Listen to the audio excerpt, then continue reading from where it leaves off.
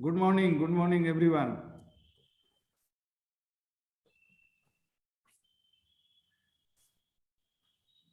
Good morning. Good morning, everyone.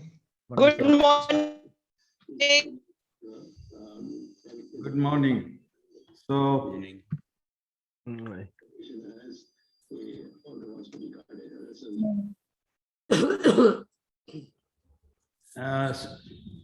so do we have the president or the secretary, or we should start?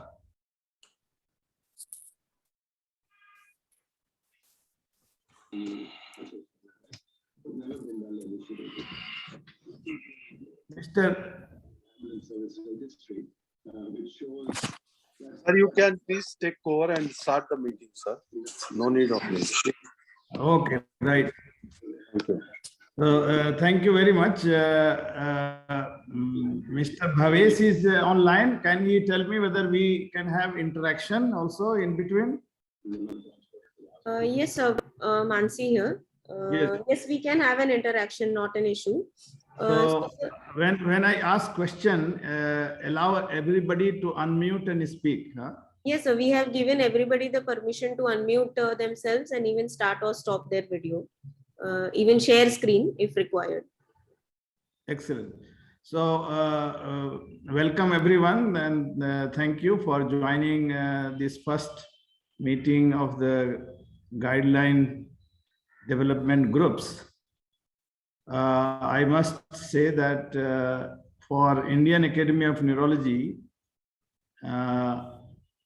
history will tell us, but this may be a historic decision that they wanted to develop a guideline using contemporary standards, which is prevalent all over the world. Which means, I will come to that the decision to use grade methodology is a major decision to my mind, because so far, in spite of my attempts for last 10 years to do this, it was not an obligation, because it was not a decision of the executive committee. Now that we have this decision, we are obliged to use this methodology. So to start with, I should tell you a little bit of background, and then start sharing my slides and give my presentation. The background is, perhaps I have shared with some of you, but some young people are there, so they may not know. In 2010, when Indian Academy of Neurology and Indian Stroke Association decided to have a stroke guideline, for which I was privileged to be the convener, I started to push this methodology of grade.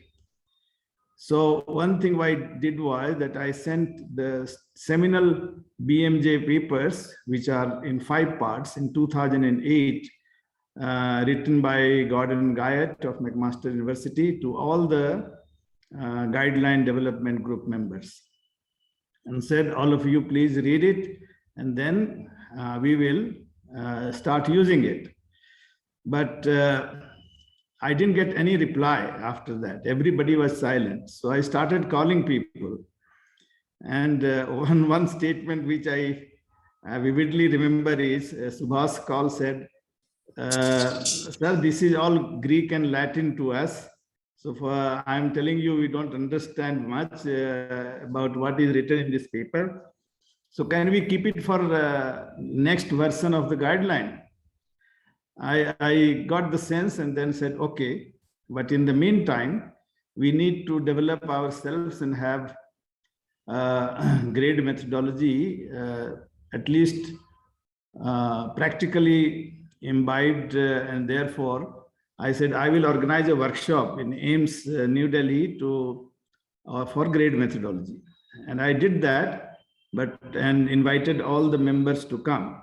But obviously, we wanted them to come on their own. And Unfortunately, even members who were in AIMS did not attend the workshop. So this is the level of interest I saw at that time.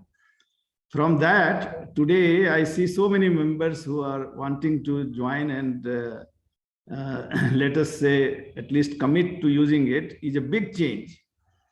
And I also must acknowledge that NIMHANS organized a 3-day workshop, 3-day, I think, 3-day or 4 days, I don't remember. I think in January 2019, when American Academy of Neurology members who are in the guideline group, they had come and they had spent 3 days teaching guideline methodology.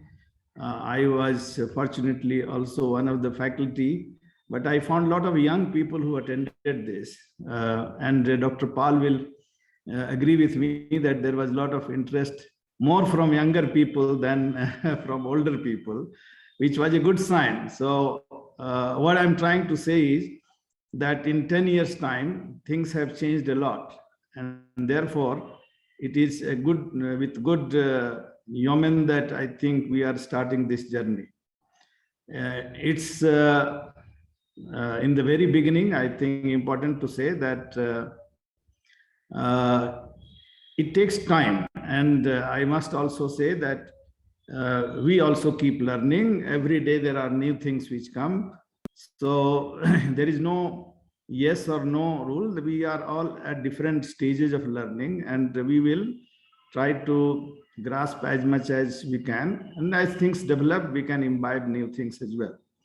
So I am going to make my presentation in 2 parts, and with interactions in between, as much as this online mode allows. One part is how to proceed. So what's the next? The other part is about introduction to grade. And I have been thinking which one to go first.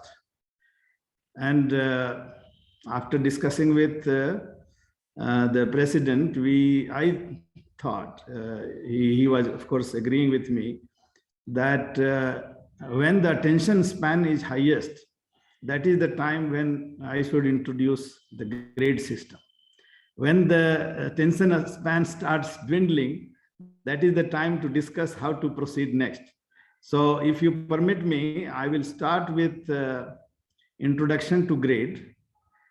And then having finished that, we will go to the next step, which is how to proceed, which is what are the steps which we ought to take and what are the steps we must take immediately. And that part I will keep to the latter half, because by that time, perhaps people will start getting tired. So this grade presentation I have made to different societies, to gastroenterology.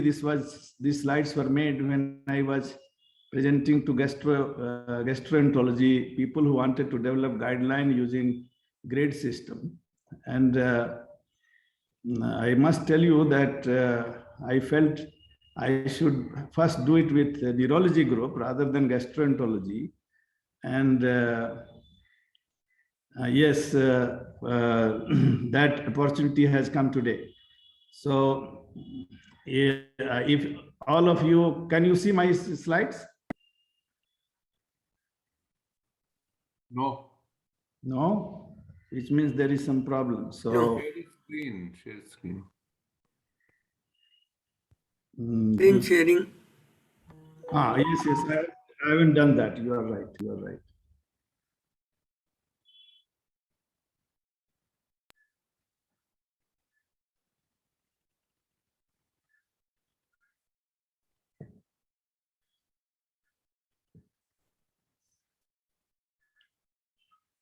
Yeah. Okay, so I'm going to, you can see this now? Yes. Right. So we are going to start with very preliminary introduction to grade. Grade people or grade working group, they organize 5 days workshop on grade, but I'm going to summarize it in maybe 30 to 40 minutes, depending on how much interaction we have. So we are going to talk about what does grade do? How do they rate quality of evidence? And what is the grades process of evidence to recommendation? This will be perhaps a very cursory presentation, because I'm going to focus more on rating the quality of evidence. So we have used it in this, and first step is to form a group. And the group, as you can see, I have said that there are patient partners. You can see patient partners, and there are caregiver partners. So that is something which you have to keep in mind. If not in the beginning, at least at some stage, you have to involve patient partners and caregiver partners, apart from, of course, experts of various kinds. So there are many available systems of grading of recommendations, and somehow American Heart Association has formally not accepted grade. They use their own system, though it is very similar to grade. It's only perhaps because of reluctance to accept it, they have continued with their own grading system with slight modification, but it is very similar to grade. Same is true for American Academy of Neurology. They don't say it clearly, but they are using grade. In 2000, grade working group started to meet, and they were many international methodologists, guideline developers. Under the aegis of WHO, some meetings were held. And then the first publication came in BMJ in 2004. So it is, as you can see, 18 years old. And there are 6-part series which came in BMJ in 2008. This is what I was referring to, that 3 key papers from this I had sent to my colleagues in the stroke guideline group. But starting from 2011, I think now nearly 30-part series have come in Journal of Clinical Epidemiology, which gives much more detail about grade methodology. And it keeps coming still, because there are areas of development in the field of diagnosis and prognosis which is going on. So I don't know why it gets stuck at times. Right. More than 110 organizations have adopted grade, and that includes World Health Organization and a very popular what you may say electronic textbook, which is up to date. So all the residents who have up to date in their mobile phone, they are actually, when they are reading, they are coming across this. Whether they really understand the nitty-gritty, I'm not sure, but at least they come across grading of evidence based on grade system. And most of the societies have accepted it. As I told you, even American Academy of Neurology uses this, though they don't accept explicitly that we are using grade system. So what are we grading? This grading system is very much mature for interventions. So I would suggest that when you are using interventions, that is the time when you should keep grade in mind, though it is being developed for diagnosis also and prognosis also. And this grades a body of evidence. Grade is not about grading individual studies. That is what you have to keep in mind, that individual studies are graded by different methods, including that we will come to risk of bias assessment. But grade is about body of evidence, which means accumulated body of evidence from various studies, usually a systematic review and meta-analysis, and not about individual studies. And more recently, as I said, it is being developed for prognosis and diagnosis, but I'm going to focus mainly on management or interventions. So there are, what are we grading? There are 2 components which are involved in this grading system. One is quality of the body of evidence. It's also called confidence, also called certainty in evidence, confidence in evidence. And there are 4 grades, high, moderate, low, and very low. There is no nothing like very high. And I was discussing with Gordon Guyatt, if you made very low, then to be symmetrical, you should have had very high as well. So he says it is difficult to think that there will be anything like very high quality of evidence as much as we practice today. So therefore, it is better to have only 4 categories of evidence: high, moderate, low, and very low. And the second thing which we do is strength of recommendation. That is also graded, and there are strong recommendations and weak recommendations. That strong recommendations can be in favor or against. Weak recommendations can be in favor or against. WHO doesn't like to call any one of its recommendation as weak. So they use the word, and many other societies use the word conditional recommendation. I'm not sure how many people understand what we mean by conditional recommendation. But I proposed to the group that why don't we use optional recommendation, strong recommendation, optional recommendation. They still have not accepted it, but the words which are used are strong recommendations and weak or conditional recommendations. And this, the first part, which is certainty of evidence, as I told you, is talking about how much confidence we can have in the evidence, how certain we can be about the evidence which is available.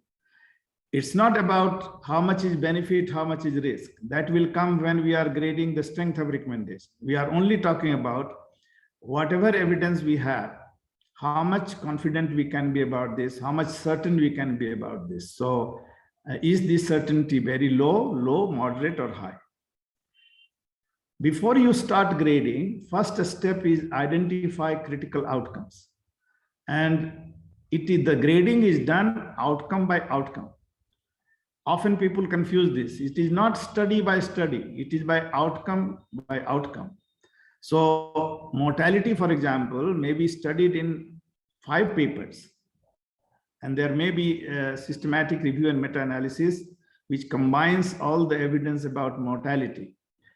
Now, we are going to grade the evidence or certainty of evidence about mortality. That is the outcome. So we do outcome by outcome. In this example, which I have taken from the BMJ paper, is they are assessing what outcomes we are going to keep for phosphate-lowering drugs in patients with renal failure and hyperphosphatemia.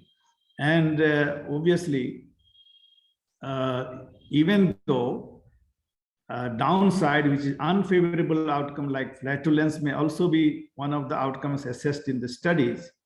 Pain due to soft tissue calcification may also have been studied, but you don't think they are critical. So we have to classify outcomes into critical, important but not critical, and not important for decision making.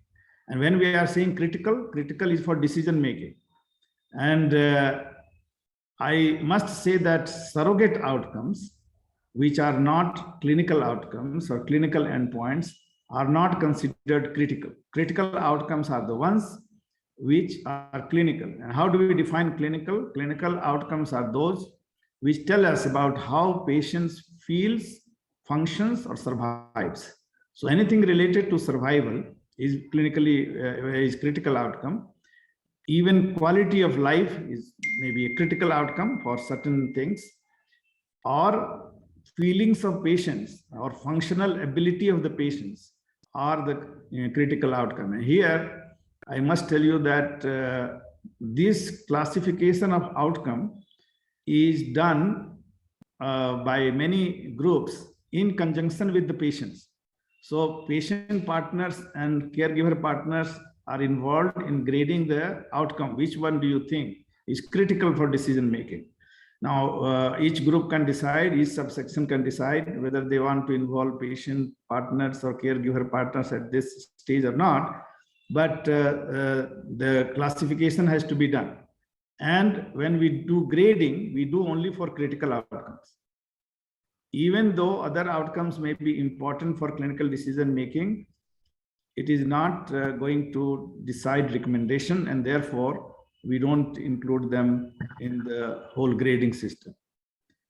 So when you prepare a grade profile, it will be outcome by outcome. So remember, it will be not study by study, by outcome by outcome. Now, when we start with two levels, high and low. Randomized controlled trials start high and observational studies start at low. Now, that doesn't mean randomized controlled trials will remain high. They may be downgraded to moderate, low, or even very low. So it is only the starting point. And this high and low will change on other factors. So there is some, can you mute please? Yes, it's done. Right. So my question to you will be, if RCTs start high, what could be the reasons for which they may be rated down to moderate, low, or very low? I would like at least 3-4 comments from you before I go further.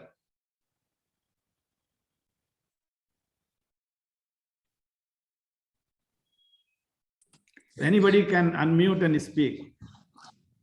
So What- maybe the allocation or masking may not have been masked. It might not be blinded. So, Right. We will Very look good. at the risk of bias. Group may be heterogeneous. Very good. So 2 points have come up. One is that there may be bias. This bias may creep in the studies, even though they are randomized trials. The randomization may not be concealed, which will introduce selection bias, or there may not be blinding, which will introduce measurement bias. And therefore, even though it is randomized controlled trials, it will be rated down. But if there are 5 trials, other very good point which you have said is, if the effects observed across the trials are heterogeneous, then heterogeneity lowers the level of confidence you may have. Though it is good to first explore what are the reasons for heterogeneity, but sometimes it happens that you don't find any explanation and heterogeneity remains to be explained. Even then you have to take a decision because you have to make recommendation. So when there is heterogeneity, even though all trials are randomized controlled trials, you will lower the level of evidence from high to moderate, low, or very low. Any other point comes to your mind?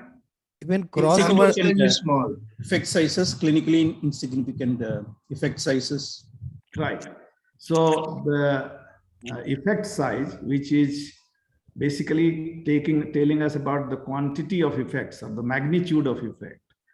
Now that we will come to when we are making recommendation. Is the magnitude of benefit worth given the magnitude of risk or harm? That will come when we are moving from evidence to recommendation. So that is not magnitude of effect. Not a determinant of confidence. It's not a determinant of level of confidence. Any other point? There was something. Sample size, sir? is Sample small. size. Sample size. Sample. Right. So if sample size is small, then obviously there will be very high level of uncertainty in whatever we get, because if you calculate confidence interval with a small sample size, it will be wide confidence interval, which may sometimes cross even the null value. So the benefit may be observed, but not certain because the confidence interval is not precise enough. Very good. So that is what is called a level of precision. Sample size gives us not only sample size, but also number of outcome events which you observe. It gives us level of precision. So lack of precision or imprecision is one of the reasons why randomized controlled trials can be lowered down in rating. Any other point?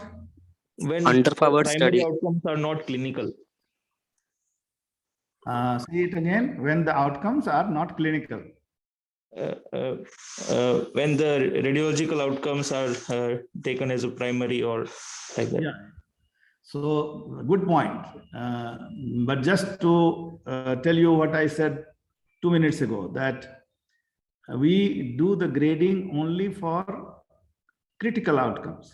So critical outcomes are the ones which are clinically important, patient important, sometimes called patient reported outcomes, patient important outcomes, so many terminologies goes. But these are the outcomes for which is going to determine the decision making. So I told you in the beginning that you decide which outcomes you are going to grade for. That is the critical outcomes, and therefore already radiological and other surrogate outcomes have been relegated to the background. We are only talking about critical outcomes. So that is not a reason for rating down, because outcomes are already chosen to be critical. Multi-centric versus from a single center, does it make any difference, sir? So I can get a sense that multicentric studies will have some advantages, because number one, there may be higher sample size, which will reflect in what I just now talked about, level of precision. So there will be high level of precision or less imprecision, and therefore perhaps better rating of evidence. But whether it is multicentric or single center, though there are other advantages of multicentric, but we are at this time rating the level of evidence of a cumulative all studies together. So yes, multicentric will come, but that will come or will be reflected in the level of precision, and if they have less bias, that will be also reflected in risk of bias. Very good points. Underpowered study. Underpowered study. Underpowered studies are small sample size or less number of events, which again comes into the level of precision. So yes, that is already there. Significant dropouts. So that is a lot of patients to start with, but randomized trial as it progresses, number of patients they are lost to follow up. That is what is called by Cochrane people as attrition bias. And yes, that is one of the components of risk of bias tool. So I'm very pleased that neurologists are bringing all the things which great people have thought. Before I go further, if there is any other comment, pressing comment, or I can go further. You have done. Sir, kindly explain to me about the funding bias. Yeah, that's what I was also about to suggest. Right. So yes, I will come to that. So when we look at risk of bias, I think why don't we leave it at that at this time? There is another slide about risk of bias. Funding, who is funding the studies is a determinant of bias, and therefore bias is one of the determinant of rating of certainty of evidence. Good point. So may I ask one thing, sir? Yes, sir, yes. In RCT, so RCT is now intention to treat versus per protocol. Like, sometimes there is they don't match, in that situation. How do you handle the evidence? So yeah, the point is if studies have not done intention to treat analysis, they should be considered as perhaps having introduced bias in the analysis. So yes, bias in the analysis can also be one of the things, but good thing about determinants, or let's say the summary of evidence, is that when you do meta-analysis, if the studies have not done it, then you have to either ask the authors to give you data to do intention to treat analysis, or you can do some form of sensitivity analysis. So this is one of the component of risk of bias, but that can be corrected if there is a good meta-analysis. And also, if losses to follow up are reasons for lack of intention to treat analysis, then that is captured in attrition bias. Anyway, I think you did a very good point. So we had enough discussion, and you have already picked up some of the things. We randomize because we need prognostic balance, similarity of groups, similarity of prognostic factors across the two groups. So well-established things about good quality randomized trials is that there should be concealment of allocation. And you rightly said intention to treat principle should be observed, for which you need least number of loss to follow up. And there should be blinding. These are very well-established criteria for assessing whether there is risk of bias in the randomized trials. More recently, what is less perceived is selective outcome reporting bias. And that is, people write a protocol, register in clinicaltrials.gov or Indian Trial Registry or WHO Registry. But if you look at the outcome which they had talked about in the protocol, are not the outcomes which they analyze in the final paper. So that introduces bias. They only sometimes can you please mute if there are noises in your area? So there are studies which report only statistically significant findings, but don't report all the outcomes which they had planned to report. That introduces one kind of reporting bias. There can be another kind of reporting bias, which is if you choose a time point in your outcome assessment which suits you, because you have looked at patients up to 6 months, maybe 3 months, 6 months, 9 months, 1 year, but you choose only that time point where you find statistically significant finding, which will also be another kind of reporting bias. Stopping early for benefit. You already know that a lot of studies they stop after interim analysis. And there have been several studies and papers which indicate that that leads to overestimate benefit, because you are stopping for benefit. Sometimes you stop for harm, in which case you are overestimating harm as well. But more often studies stop for benefit, which introduces a kind of inflation of benefit in those studies. And now, as you have rightly said, funding sources have also been recognized as one of the component introducing bias in the randomized trials. So that is the risk of bias is one of the important criteria.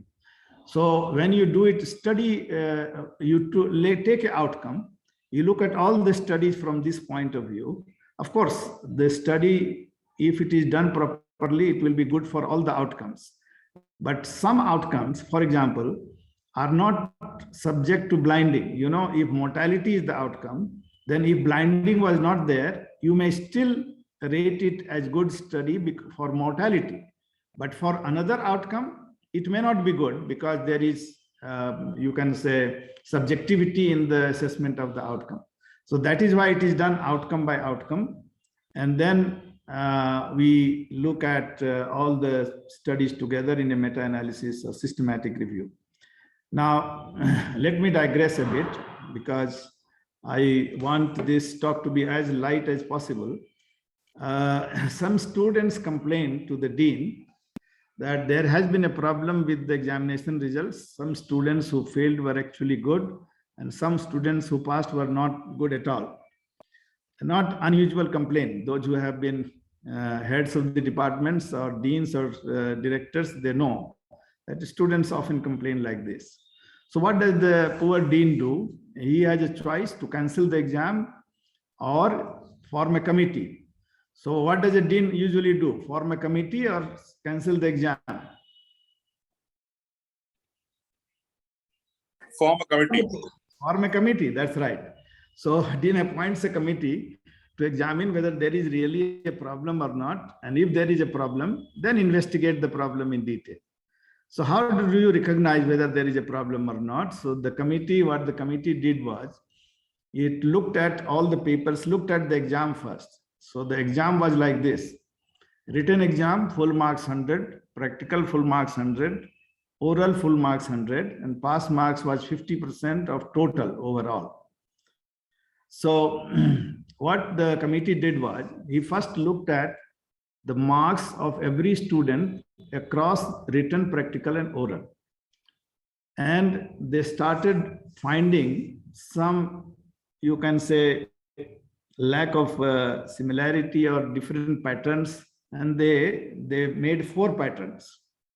So each pattern is belongs to several students, and pattern 1, which was something like this, that students have written theory marks around 55, practical around 60, it may be 61, 62, 59, whatever, around 60. Oral was around 65. Overall total was around 60%, so they passed. 10 students were such that written exam score was around 15, but practical was 70 and oral was around 80. They also passed because overall it was around 55%. So that was second kind of pattern they found. Third pattern they found, which belonging to 20 students, was that written exam was around 40, practical around 45, Viva around 35. So they got around 40%, they failed. And fourth pattern was the written was around 90, practical was around 20, oral around 25. They got 45%, so they also failed. My question to you is, has there been a problem or not? Yes, sir. Pattern 2 and pattern 4. Pattern 2 and pattern 4. So why did you say that pattern 1 doesn't have a problem? Anybody can answer. Pattern 1 has got a more homogeneous distribution, we can say, like their written examination and practical is almost, we can say, they are performing on all the areas. Pattern 2, why there is problem in pattern 2? Though the written is 15, practical and oral, they are scoring too much, very high marks.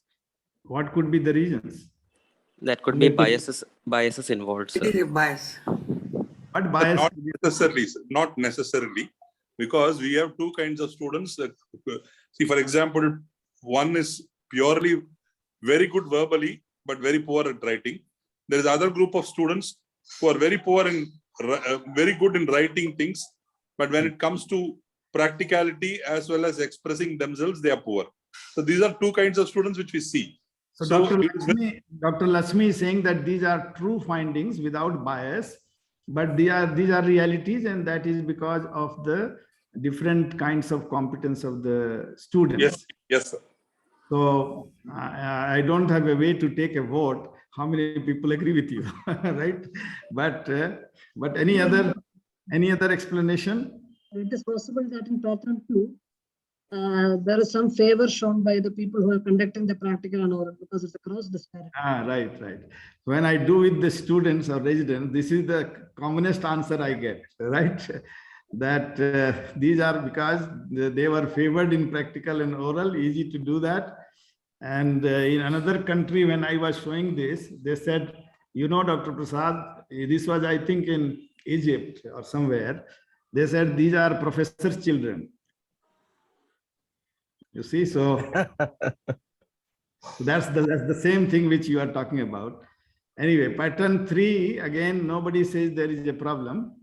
What is the problem in pattern 4? So that's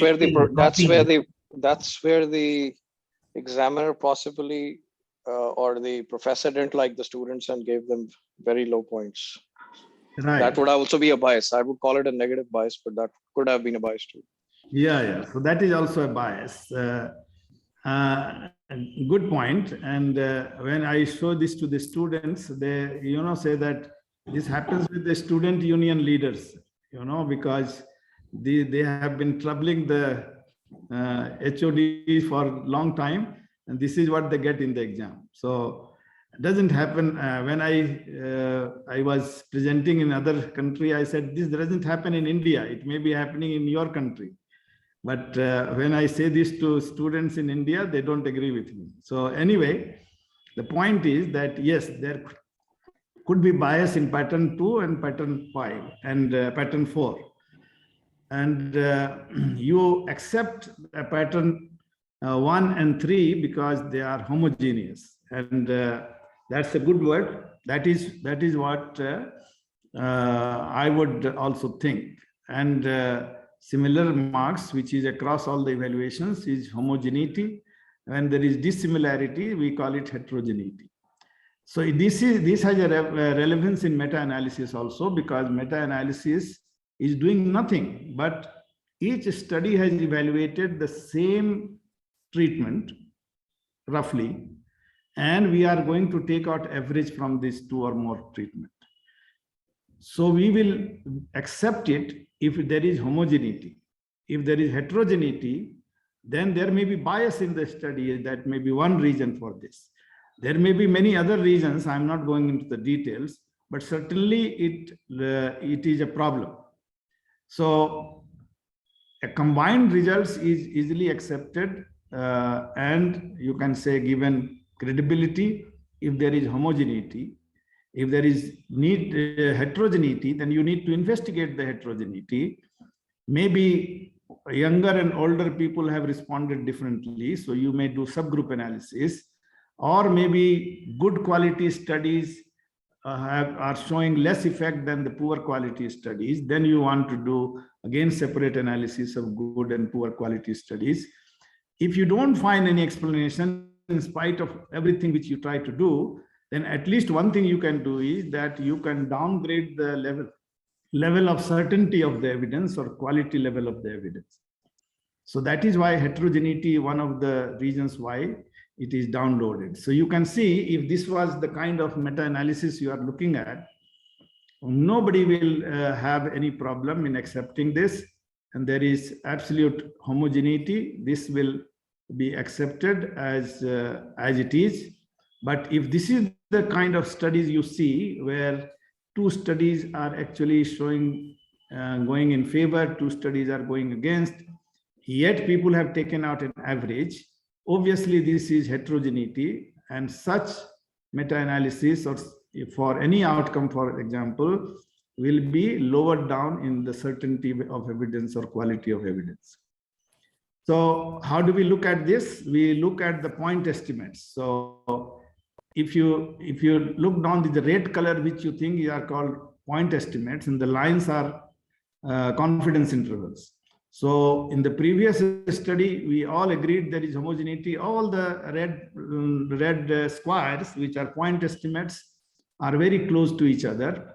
And the confidence intervals, which is the lines which are overlapping. So there is no confusion about homogeneity. Here, both the things are not happening. Point estimates, which are red color squares, are divergent, and the confidence intervals are not overlapping. So when we look at homogeneity, then we look at point estimates, whether they are similar or not, whether confidence intervals are overlapping or not.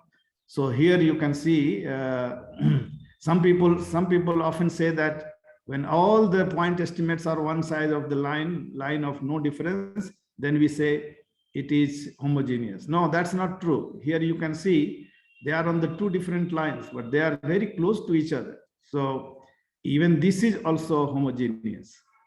And how do we measure it? These days, more popular than chi-square test is I-square. And I-square is perhaps standing for inconsistency square, or the degree of variability across the studies, which is because of true variability. And that is why you see that it can be 100% or it can be 0%. So I think one of the things which we have to do is to look at the I-square of the meta-analysis, which you are going to look at and see whether there is heterogeneity. Beyond 50% is not acceptable, but below that also there may be sometimes problems, and that's why you also look at point estimates and confidence intervals. So here, of course, I-square will be p-value will be 0.99, I-square will be 0, and here it will be I-square will be 89%, and p-value for heterogeneity will be less than 0.001. So when there is heterogeneity, then one must look for explanation, whether it is because of different patients responding differently, whether the intervention in one is a low dose versus a small dose, or oral versus intravenous, or the outcomes which are measured are different, and maybe even timing of measurement of outcomes may be short term versus long term, or there may be risk of bias, like we talked about the students' scores, the risk of bias. So if there is no good explanation, then at least decrease the confidence level on the effect estimates. I must tell you one thing is that this story about students I presented in one of the research meeting of the World Stroke Organization conference, and Vladimir Hachinsky was chairing that meeting, and then he was also listening. So at the end, he got up and asked, Dr. Prasad, you didn't tell us what happened to the students. So I told him that, look here, this is hypothetical example. This is not real example. So you can imagine how much he was concerned about the students if it happened in reality. Now that is about heterogeneity. One of the reasons for down rating the evidence is heterogeneity. The other reason is imprecision. So some of you have already said that small sample sizes, small number of events, if it is dichotomous outcome, then these are going to lower down the quality of evidence. Or wide confidence intervals, that is also a kind of expression of the lack of precision. And the question about how do you decide whether it is too wide or acceptable? Now that depends on certain factors. So for example, let's take atrial fibrillation and risk of stroke. We know that anticoagulant increases the serious risk of serious GI bleeding by 3% per year. Now, if 1,000 patients are treated with anticoagulation and one less stroke happens, obviously you will have 30 more bleeds. Now, will people accept it? No, they will not accept it. On the other hand, if there is 1,000 patients and 100 less strokes, even if we have 30 more bleeds, we will have almost 3 strokes prevented, more than 3, in fact, at least 3 strokes prevented out of each bleed. So this will be acceptable to anyone.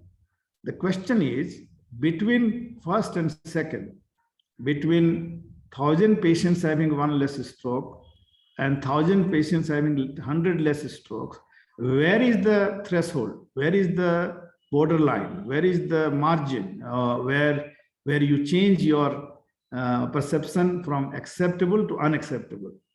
So in other words, how many strokes need to be prevented in 100 people, given that there is 3% risk of bleeding? So you may say that, well, 1% is our threshold. So the confidence interval, which is not crossing this threshold, is clearly precise enough, because minimum effect it will have is still more than 1%. Here it is not precise enough, even though it is on the same side of the line of no difference, because our threshold is getting crossed. Here also it is not precise enough, because it doesn't even reach the threshold. And of course, so all kinds of lack of precision can be there. And if you find that the minimal or the lower end of confidence interval is beyond the level of threshold, then only you can say that, yes, it is precise enough. So that is about level of precision. So any question about this? I have some stories around this, but I'm not going to tell due to lack of time. Otherwise, it would have been more clear. But any question about precision? No. So that is another. Now there is slightly different concept called directness. So if there is indirectness, then we lower down the quality of evidence. Now, what is directness versus indirectness? Now, directness, if a study is conducted in India, it is in Indian population, and the same kind of population where you are going to use the treatment. then it is direct evidence. You have direct evidence from your population where you are going to apply the guideline. On the other hand, if you have, let's say, studies which are done in older people or and you want to use it for younger people, like in TB meningitis, most of the studies are in adults for dexamethasone, but you want to use also in children. So steroids in children with TB meningitis will be something like indirect evidence, though there are now papers which are quite reasonable number in children as well. So that the indirectness will be when different populations have been studied in the studies under consideration or the systematic review under consideration, but you are going to have a guideline for different population. It can be intervention where it can be indirect as well. I will come to that example later on. And many people have said this and written papers about this, that what we see in trials about warfarin is not what happens in clinical practice. We face this every day in India, that people are taking warfarin, but jolly well not doing any INR for months together, and therefore land up with more complications than benefit. They also stop sometimes or many a times, and therefore also don't get the benefit. So warfarin, how it fares in the trials is not going to fare so well in the population. Similarly, we may use the American dose of apixaban, which is 150 milligram twice a day, but you will get, you have no way to get the antibodies if there is a bleeding to counteract this. So this is dabigatran, sorry, not apixaban, dabigatran. So we have our own circumstances. So different interventions may have been tested in trials, but in clinical practice for the guideline, it will be different. It may be different comparator to which it has been done. I'll come to that in another example. Or it may be different outcomes for which the studies have been done, but we are looking for different outcomes. Like studies may have been done on surrogate outcome, we are looking for important outcomes. Another way of indirectness is, suppose aspirin has been compared to placebo, clopidogrel has been compared to placebo, but then you want to have a recommendation whether to choose aspirin or clopidogrel. This is not the reality. The real example is that aspirin plus dipyridamol, as you know, ESPS 2 trial, was compared to aspirin alone, and Capri trial compared clopidogrel to aspirin. But then by just looking at these two studies, an indirect comparison between clopidogrel and dipyridamol aspirin combination, people started saying that dipyridamol aspirin is superior to clopidogrel. But when there is a direct trial was done, head-to-head comparison, both turned out to be very similar. So if you didn't have the direct evidence and you are going to make a trial, make a recommendation in a guideline, whether to use aspirin dipyridamol combination or clopidogrel, you have only indirect evidence, not direct evidence. So these are the different types of indirectness. And so if there is indirectness, you have to rate down the quality of evidence. Next is publication bias. Publication bias, when you see that there are only small studies and number is small, very often when they are industry sponsored, then there is publication bias, and therefore we should rate down the evidence. I'm not going to go through the story in detail because it will take time, but just to tell you that you do that by looking at funnel plot. And the funnel plot, if it is symmetrical, then publication bias is very unlikely. Like these are all the studies. This is a plot of magnitude of effect size against precision of estimate of treatment effect. So it may be odds ratio here, and there may be confidence interval there, or sample size on this side in the y-axis. So when you plot it, then you find that there is symmetry, and then you will say, yes, there is no publication bias. On the other hand, if it is something like this, where you find that some trials which favor control rather than intervention are missing from the funnel plot, that means there is probably publication bias. So if publication bias is likely, then you have to rate down the quality of evidence. Now here you see streptokinase in myocardial infarction, meta-analysis was something like this, quite symmetrical. And when a large trial was done, ISIS-2, it almost confirmed the same finding. Similarly, nitrates in myocardial infarction, a large trial confirmed the findings of a meta-analysis. So when there is no publication bias, you have more confidence. So these are the 5 things which can rate down the quality of evidence. What did we say? The risk of bias is 1. Publication bias, which I just talked about. So 2 biases and 3 I's: indirectness, imprecision, or inconsistency. So any one of these 5 can rate down the quality of the evidence. What can raise the quality or certainty of evidence? Large magnitude. If it is, let's say, 50% reduction of adverse or unfavorable outcome, or twice increase of favorable outcome, that is a large magnitude.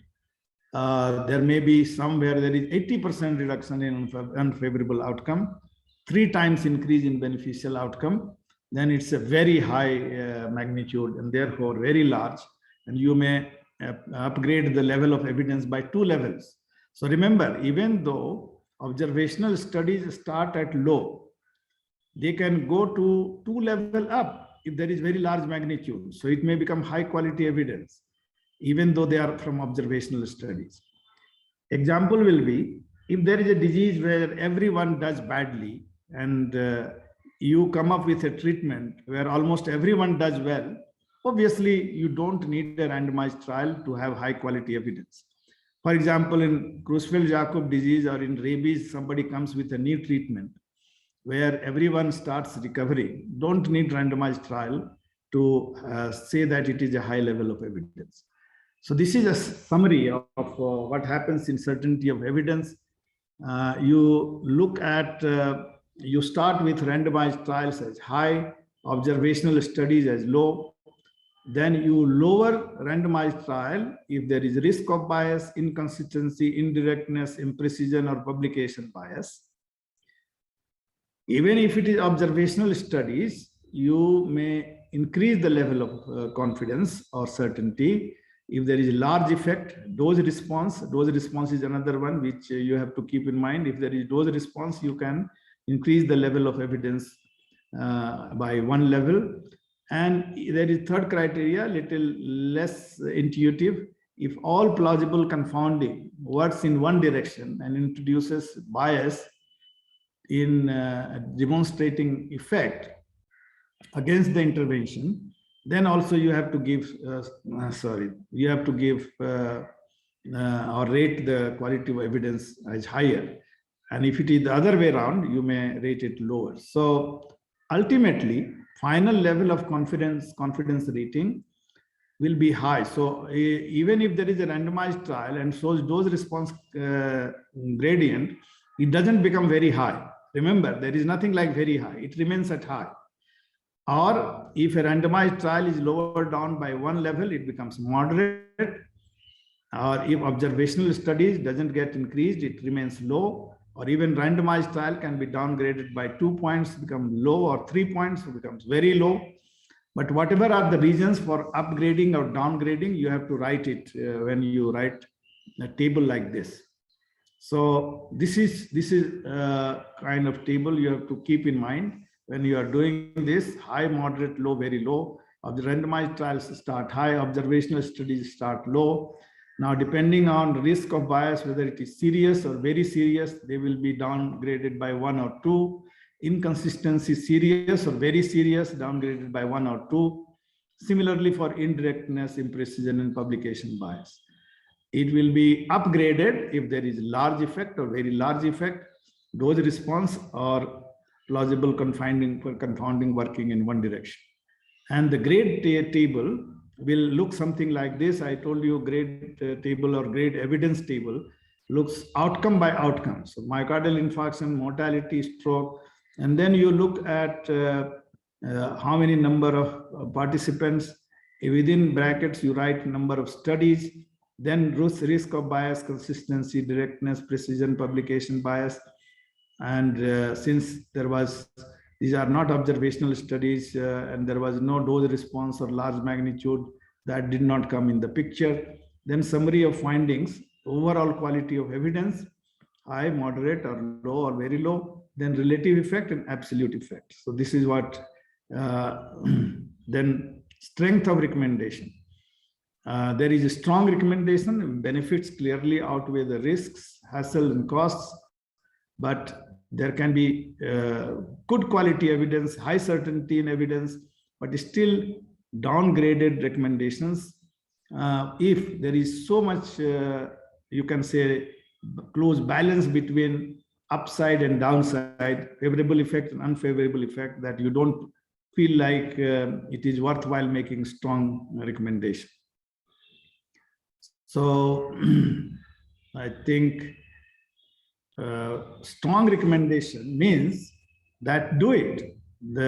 You don't have to be wishy-washy about this, but weak or conditional recommendations means probably do it, probably don't do it. How do you decide?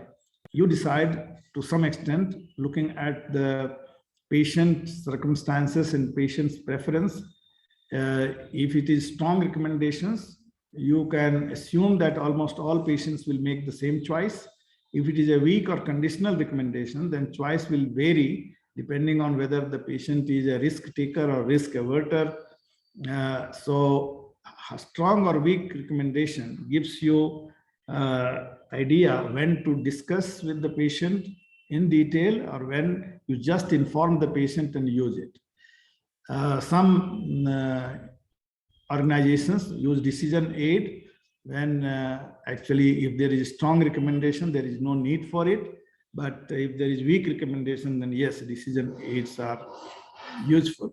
Strong and weak also gives accreditation bodies quality of care criterion. They always keep only strongly recommended interventions as something to check quality of care in hospitals. If you want to do it in your own hospital setting or unit, you want to use some criterion, then better use only those criteria where there is strong recommendation.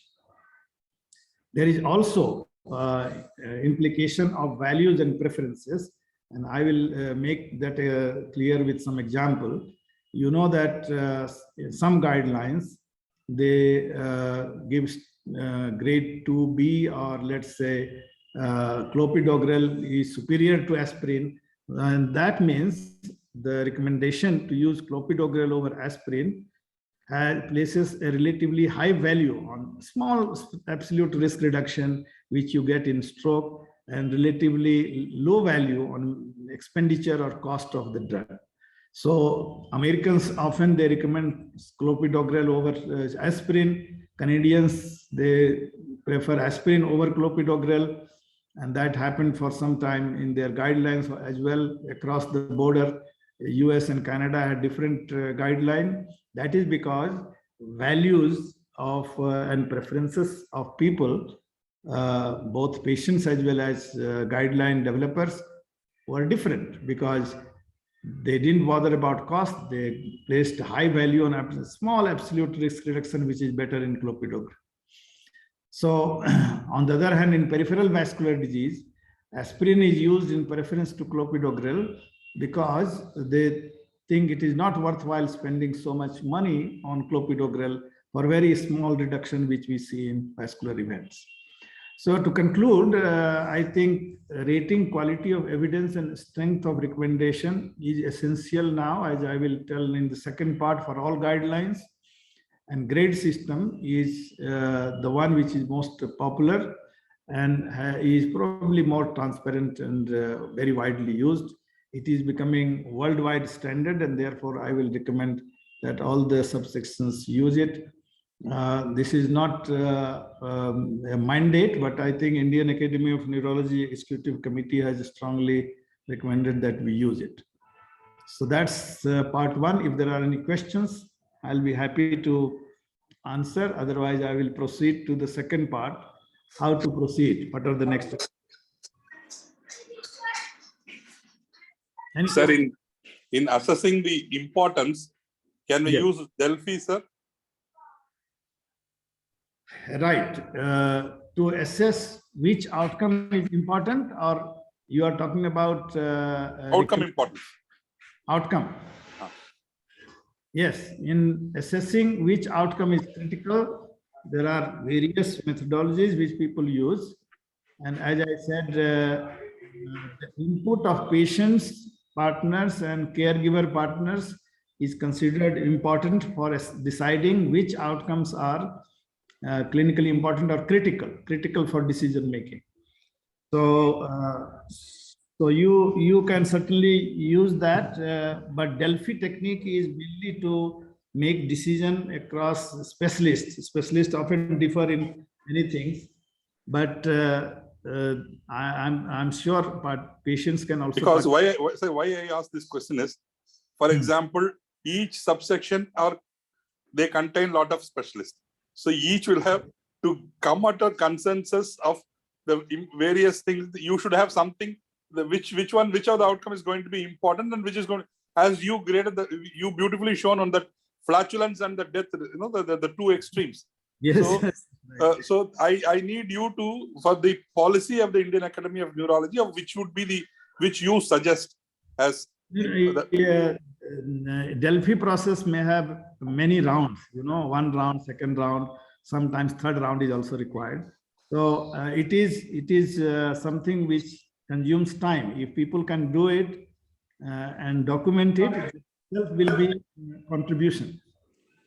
Yeah, and I think we should do to international standards so that we can look at 22 papers across IAN of various subsections of international standard, like what European Society or what American Academy or what each academy does. Under your leadership, I'm sure that we will get. But only thing is, I think we should set a time frame for submission of all this, and we'll form a one committee one central committee will also look at the process and clears that process before submission for the academy, sir. That would be my humble suggestion. That I will come to in the how to proceed. Sure, sir. Thank you. Any question about? I've covered in 1 hour what is covered in 3 days, and I told you at least there are 50 papers on this issue. But it's an excellent talk, sir. Sir, I always I'm a fan of you. It's a very excellent talk and very short and crisp. Thank you. Thank you very much. But any question for clarification? Sir, one question. Comment. Dr. Gagan, please go ahead. Yeah. So I think that was a wonderful exposition, absolutely, and made in such a short time made everything so clear. I just want to emphasize what Dr. Prasad has already been emphasizing. The methodological rigor is extremely important, and I think in anticipation of the second part of the talk, would that be today only, or? Yeah, it will be today only. It's up to 1 o'clock. So I think in terms of, I think it's extremely important. The grade methodology is different from certain other methods, but it is fairly simple. And if you would, sir, clarify again, what is the difference between strength of recommendation and the other? So how do we go about, differentiating between the two, Yeah, so just to repeat the question for those who may not have heard, the question is, there are criteria for grading evidence and then criteria for grading recommendation. As we said, high, low, moderate, high, moderate, low, very low is the certainty of evidence, and strong and weak are recommendations. What is the difference between the two? Yeah, exactly. So, right. If highly certain evidence is always a strong recommendation. There is no need to have two categories here and there. So the reason for difference is, one is looking at certainty of evidence or quality of evidence. But as I said, sometimes quality of evidence may be poor, but recommendation made by the experts may be strong. So for example, if one example which comes to my mind is in cysticercosis, particularly if there is calcification and patient had been free of seizures for 3 years, if I remember correctly, the committee wanted to make a strong recommendation that there is certainly no role for cysticidal therapy. And they looked at quality of evidence, very poor, because nobody has done a trial on such patients. So even though quality of evidence was poor, there was consensus that we should make a strong recommendation. So that was based on, you can say, in this case, consensus among the experts. On the other hand, between evidence to recommendations, there are various considerations. I have not covered this. I will cover this next time because there are 12 points which is considered in grade. But to summarize, 4 quick points are: level or certainty of evidence is only one. The second one which they see is, what is the resources? Will our country people be able to afford this medicine? Even though there is strong evidence, can we make a strong recommendation given that we have limited resources? So that is one consideration. Second consideration is, as I said, values and preferences. If most of the patients, in the outcome which we are talking about, don't value very highly, or on the other hand, they think, oh, okay, bleeding is okay, I will take blood transfusion, but still I want that we must have the best medicine and to prevent a stroke. That means they are undervaluing complications like bleeding compared to the benefit, which is prevention of stroke. That is, if right thing and its consensus is there, even though you may have close balance between this benefit and risk, you may still make a strong recommendation. So what is the balance between how much benefit, how much risk, how much is the cost, what resources are available, and of course, certainty of evidence is one factor. So there are several considerations when you move from evidence to recommendation. And high certainty evidence may sometimes lead to weak recommendation, and even low certainty evidence may lead to strong recommendation. This was specifically designed to allow experts to make sometimes strong recommendation if there is good reasons, even low certainty of evidence. So that dichotomy has been made by design, so that it allows other considerations to come up, like cost effectiveness, economic analysis, and so on. But I will come to that later on, because evidence to decision, there are 12 different considerations in grade system.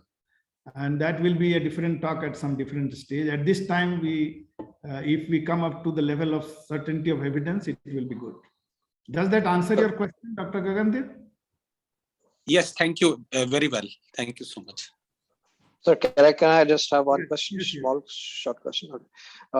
Thank you, sir, for that excellent crisp talk and explaining to us in great detail about the great recommendations. I just have a short question.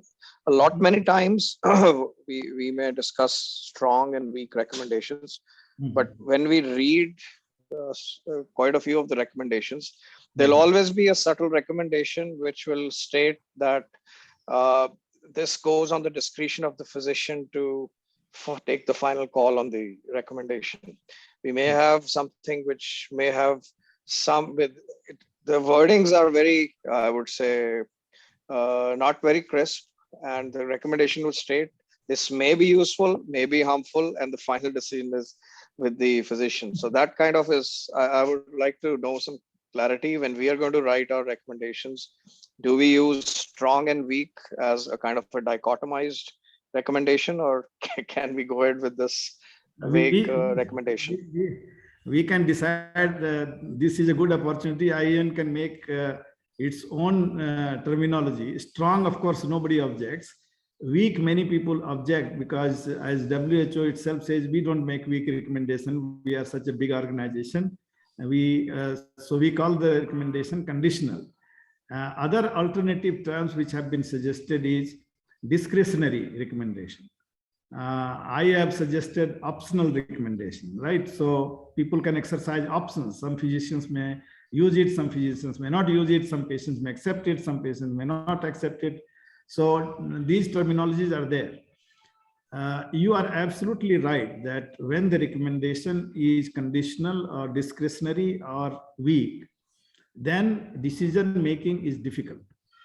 And physicians have to take a call.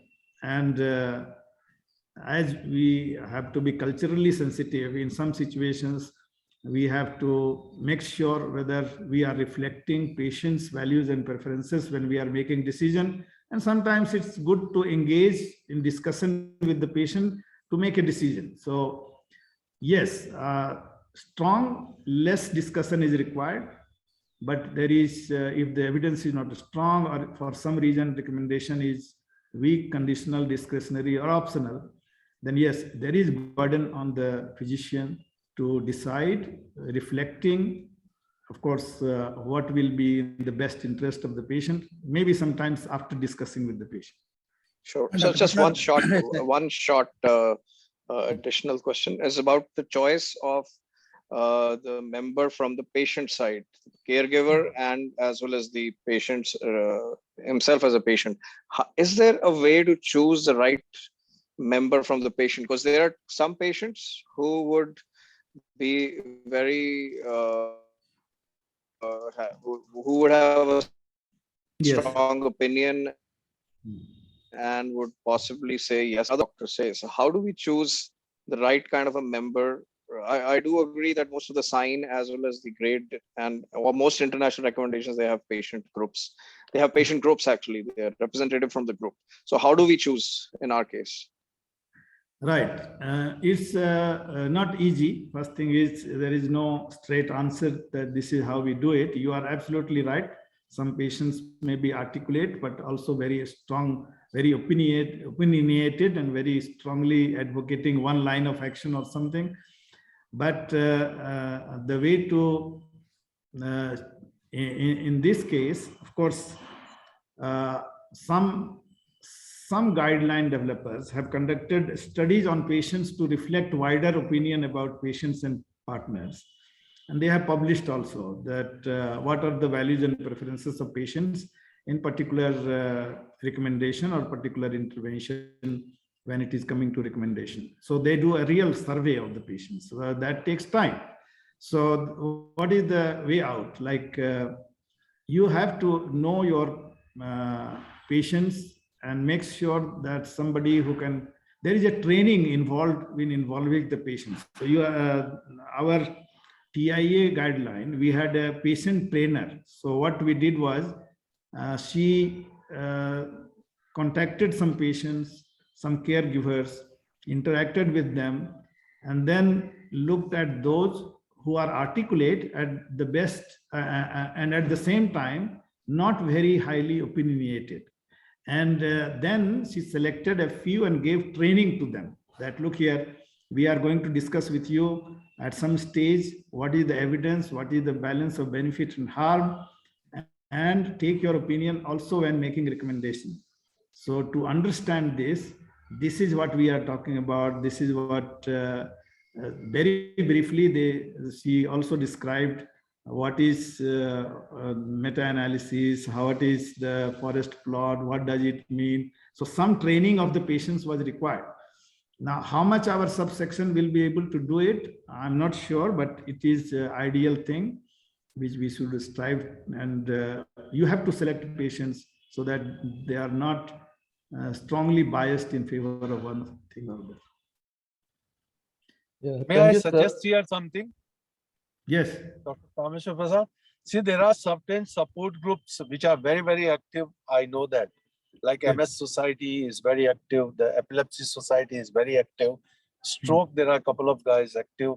So if the support group is being included in one of these study, and their secretary or chairperson is being asked that if you have reported something, or you like Alzheimer's disease, they are very, very active. So those support group which are very active, they can be incorporated along with the subsection who are involved in that subsection. Rest all as per your guidelines, you said we'll have to follow that. So I would suggest this. Yeah, that's a good suggestion.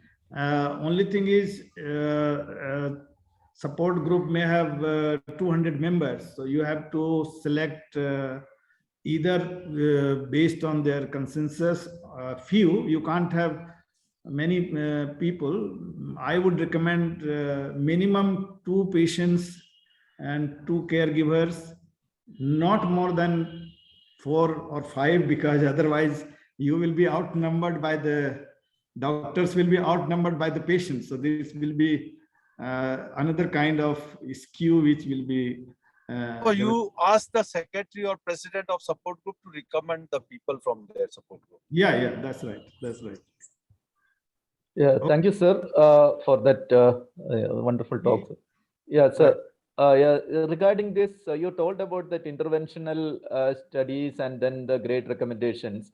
So you would request us to the subgroups, the subsections, to look at the interventional questions first, rather than going into diagnostic and prognostic things, because grade is not a very good thing for that. That will be more desirable, because as I told you, grade system for diagnosis and prognosis is still in development, not very mature.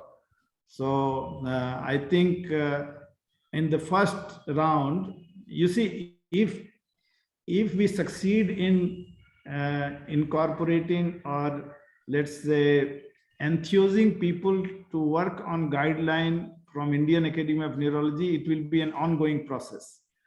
It will continue as something American Academy people do time and again. Every year they come with 2, 3, 4 guidelines. So, but in the beginning, I would suggest, you are right, that we should focus on intervention. Okay, sir. Thank you. Okay. And Dr. Prasad, a quick question, please. You showed an excellent illustration of. Sometimes when we look at the meta-analysis results, you see some evidence is coming strongly on one side, and the evidence from some other clinical trials on the other side, and equal numbers sometimes. The individual density of the meta-analysis results also very similarly weighing.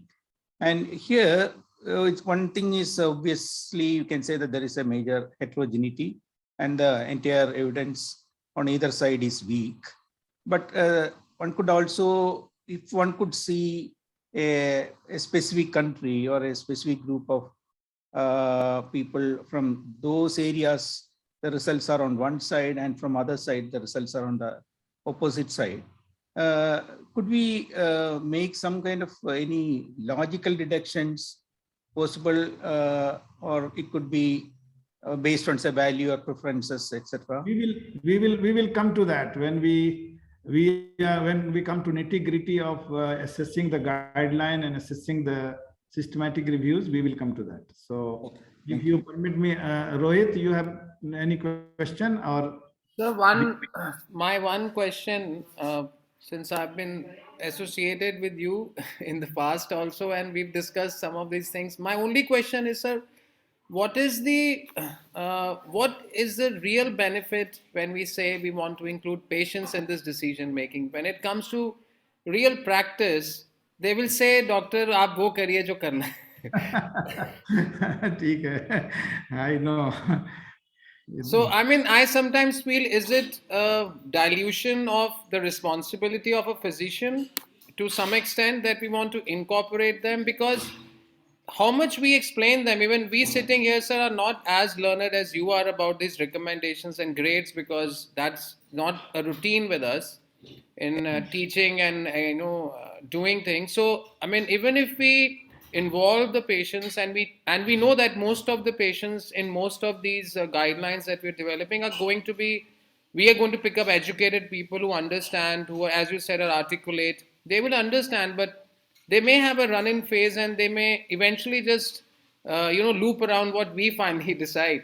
So that's my only concern, sir. I mean, I'm asking you because you had this experience with the BMJ group, so that's why I wanted to. I was surprised, I must tell you, that when I was doing this, we had discussed how to start. Patients were also, patient caregivers, they were there. So after we presented the evidence which is there, then decision making came about recommendation. We had decided that we will first ask the patients and caregivers before the doctors come in the picture, right? So we started asking the patients, and you will not believe that by the time we finished patients and caregivers, decision was done. There was no doctor who actually differed from what they had suggested. So I was surprised that actually they were making decisions in a very smart way, because I think we had, of course, selected patients, articulate as well as educated. But we didn't have to take any doctor's opinion on that. I can tell you that. But sir, their population is very different. Those people are very decisive about what they want. They are decisive about their care. They're decisive about their outcomes. They're decisive about disability versus death. हमारी population बहुत अलग है sir. हाँ तो ठीक है, तुम try करके देखो. The No, we reason will definitely try. We should try. I agree, but बता रहे हैं, when we were going to do stem cell trial ना, तो everybody said कि कोई consent देगा ही नहीं, सब तो बोलेंगे हमको stem cell दे दो. जब करने लग गए ना, तो there was no problem. Patients were willing to get to one arm or the other. So हम लोगों का कभी-कभी concept बड़ा ये रहता है, but I agree with you. I'm scared how it will be successful. But sir, the only good thing I see is that if you give them a patient-based opinion, then largely we can tell that this is what patients thought about it. That's an advantage. That's what I. Right. So let's try and involve them, and let us see. This is a new thing which we are going to try. Okay, so I think let me go to the how to proceed thing, right? I think that is. If you permit, Dr. Prasad, may I make a point? If you. Yeah, please go ahead. Yes, please go ahead. It will all depend on the type of disease we are handling. For example, if we do a study on TB meningitis or nutrition or malaria, your population will be entirely different compared to cirrhosis or Parkinson, or myasthenia, for example. You will have entirely different group of people who are articulate and willing to cooperate. We had a myasthenia group, and we have a professor who is very interested, and he's controlling everything and contributing in a positive way. Yes. So therefore, it is going to be very heterogeneous. It will be a new experiment for us to include these people in our decision making. I agree with you. I agree with you. Give it a try. Yeah. And let us come up with whatever experience we get. Huh? Sir, in fact, the illiterate people make decisions faster and give their opinion quicker. That's what we did one study in epilepsy, sir, where literate people took time. They said they'll go back, consult, come back, and all this. The illiterate people, they made the decision then and there, and then be done with that, sir. I always felt that we should try that. Yes, let us try. Yes. So I have less than half an hour. I have to go quickly over this one, if you permit. You see, there is the reason I am saying this, you will get old definition in many textbooks, which was coined by Institute of Medicine in US, now called National Academy of Medicine, which is systematically developed statements to assist practitioner in patient decisions for appropriate healthcare decision. But new definition is statements that include recommendations intended to optimize patient care that are informed by a systematic review and an assessment of benefit and harm. So basically, systematic review now figures in the definition. This is what I wanted to say. This is different from care pathway and protocols. So I'm not going to spend time on distinguishing between them. Just a little bit of history that actually it started with cervical cancer. And now, of course, we have for everything. I'm not going to spend too much time on this. I have already sent this handbook to everyone. This is freely downloadable. Anybody wants to download it can do it. Institute of Medicine, which is now called National Academy of Medicine in the US, has had 2 books or guidance books. One came in 2006 or so, 2005 or 6. Then another one, most recent one, is 2011. And basically, they all follow the same thing. US Preventive Task Force also has standard for guideline development. We will come to this again. NICE also has developed guidelines. So every organization has it. European Stroke Organization has guidelines, and SOP, they call it Standard Operating Procedure. But Guidelines International, they are a network, Guidelines International Network. They have come up with an instrument called AGREE, and it has a second version which has come now. The point which is important to know is that these are the key components of high quality guidelines. One, of course, you have already developed or have a guideline development group. In each group, you have to decide about decision-making process. Will it be by vote? Will it be consensus? And will chairperson, you must have a chairperson and vice chairperson in each subsection guideline group. And you have to decide whether chairperson will vote in what circumstances. The other very important step is conflicts of interest. You will see that every guideline has now made it mandatory to have conflicts of interest statements signed by all the guideline group members. Then you have to decide about scope of the guideline, how far, how deep you want to go. Then methodology, then conduct evidence reviews, then come to guideline recommendation and rating of evidence and recommendation.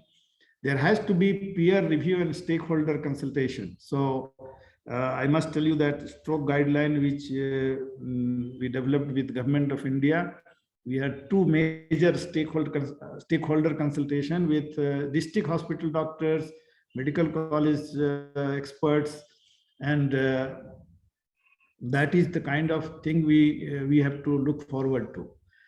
There has to be updating of guideline time to time, and of course, financial support and sponsoring organization has to be identified. This somebody who actually looked at all the books, handbooks which are there, basically said that all require a multidisciplinary panel. What do I mean by that? I will come to that later. They all talk about consumer involvement. You remember we had discussion about patients' involvement. Then they all identify the clinical questions or problems. I will also come to which questions and problems are priority. Then systematically review and appraise the literature, and then come to drafting of recommendations, then external consultation and peer review, then updating.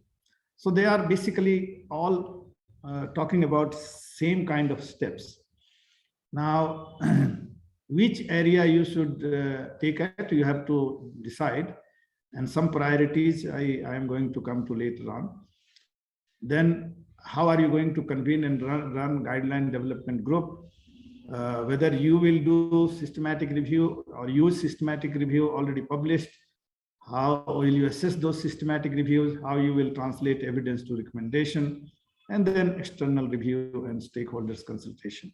So rating of evidence, I've already said, most people are using grades, so I'm not going to spend time on that.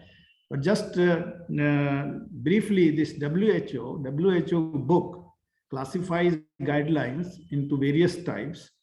And three types which we have to keep in mind is one they call rapid advice guidelines. If there is an emergency like COVID we all had, we have to have quick recommendation or quick guideline, which takes 2 to 3 months anyway, because of several steps which one has to go through. Now, this may not happen if there is adoption or adaptation of guideline, but if you are framing guideline, formulating guideline, it will take 2-3 months for rapid advice guideline, 6 to 9 months. If there are standard guidelines, which is the usual thing which comes out, usually focused on some aspects of a disease, like we are talking about treatment aspects, and maybe in treatment also we may select some particular area for focus. And there is something called full guidelines, which will be for complete coverage of a disease. For example, dengue, if you want guidelines for management of dengue, that will be covering everything from diagnosis to treatment. That will take 2 to 3 years. So obviously we are talking about somewhere in between, which is standard guidelines focused on some aspects. For focusing, we need what is called scoping procedure. Scoping procedure is given in the WHO handbook.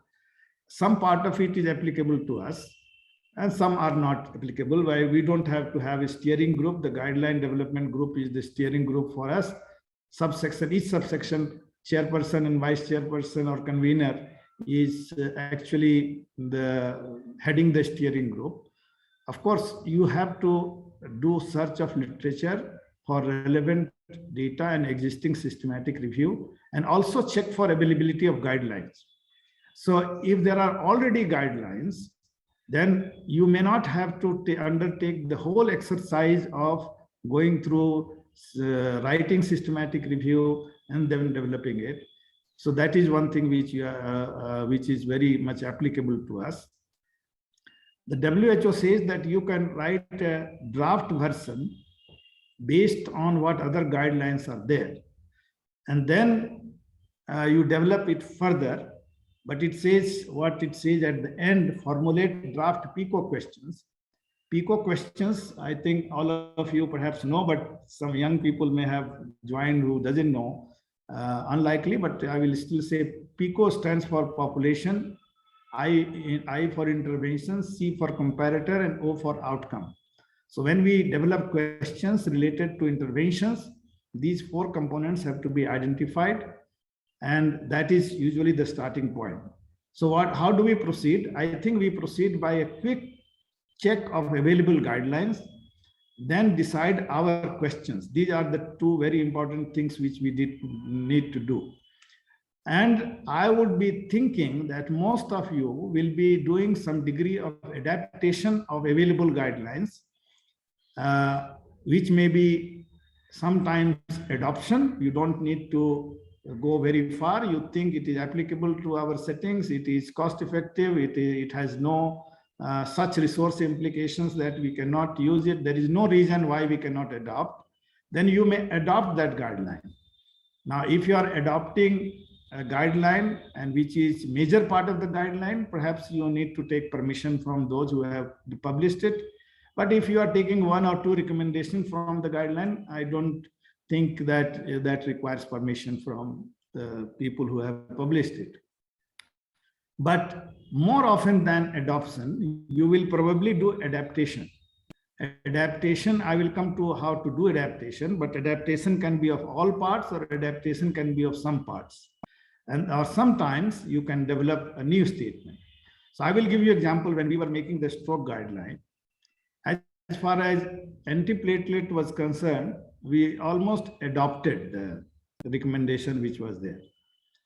On the other hand, when it came to anticoagulation, and particularly when we were talking about, I think dabigatran 150 milligram BD versus 110 milligram BD, we adapted it to our setting because 150 milligram BD is better, means more effective, but more risk of bleeding.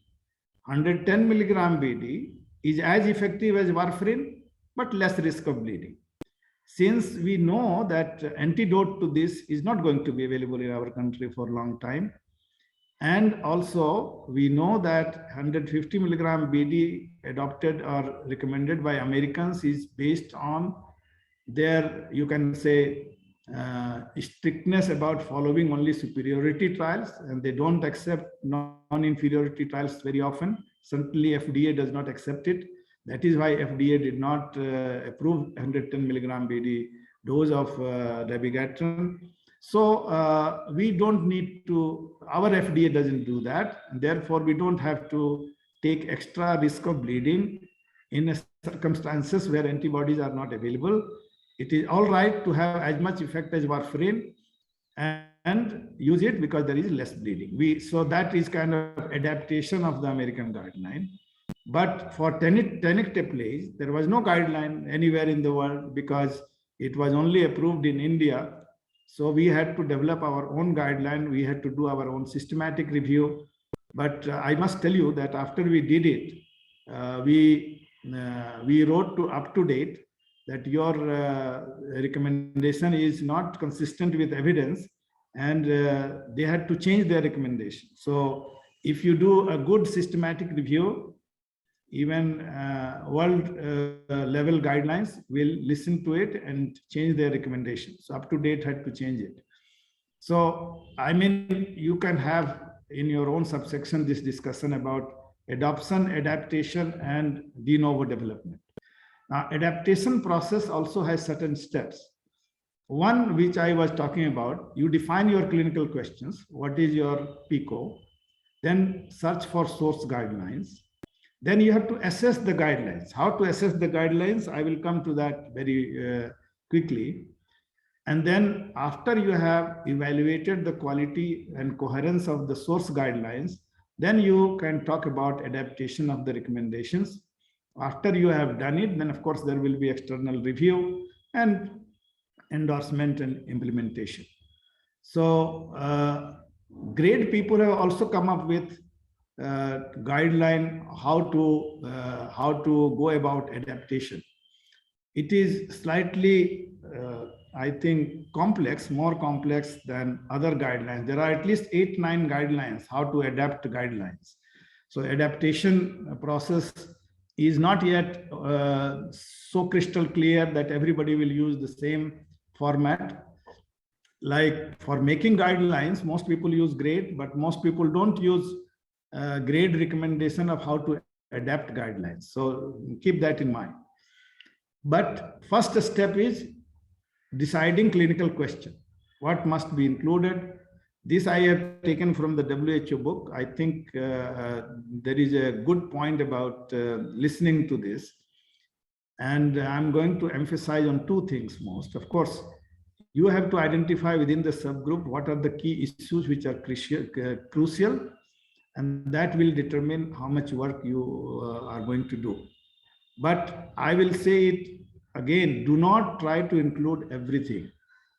And I have seen Dr. Rohit's email. I think autoimmune group has this consideration that they want to include everything. Resist the temptation to write a textbook. This is what the WHO guideline says. Concentrate on the interventions or policies where you think change in practice is desired.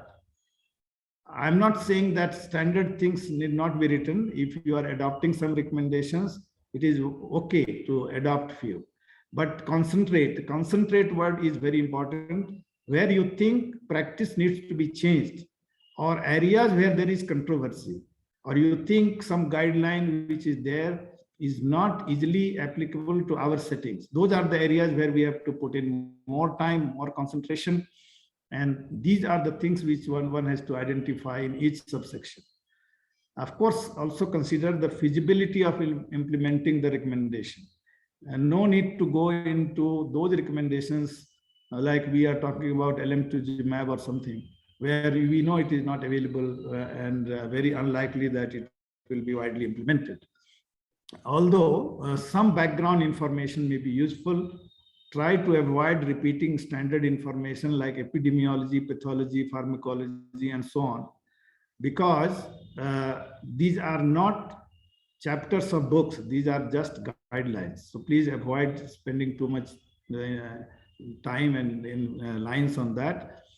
Of course, if you want to, this is an area of controversy and you want to resolve that in the guideline, then of course you can go into details of this.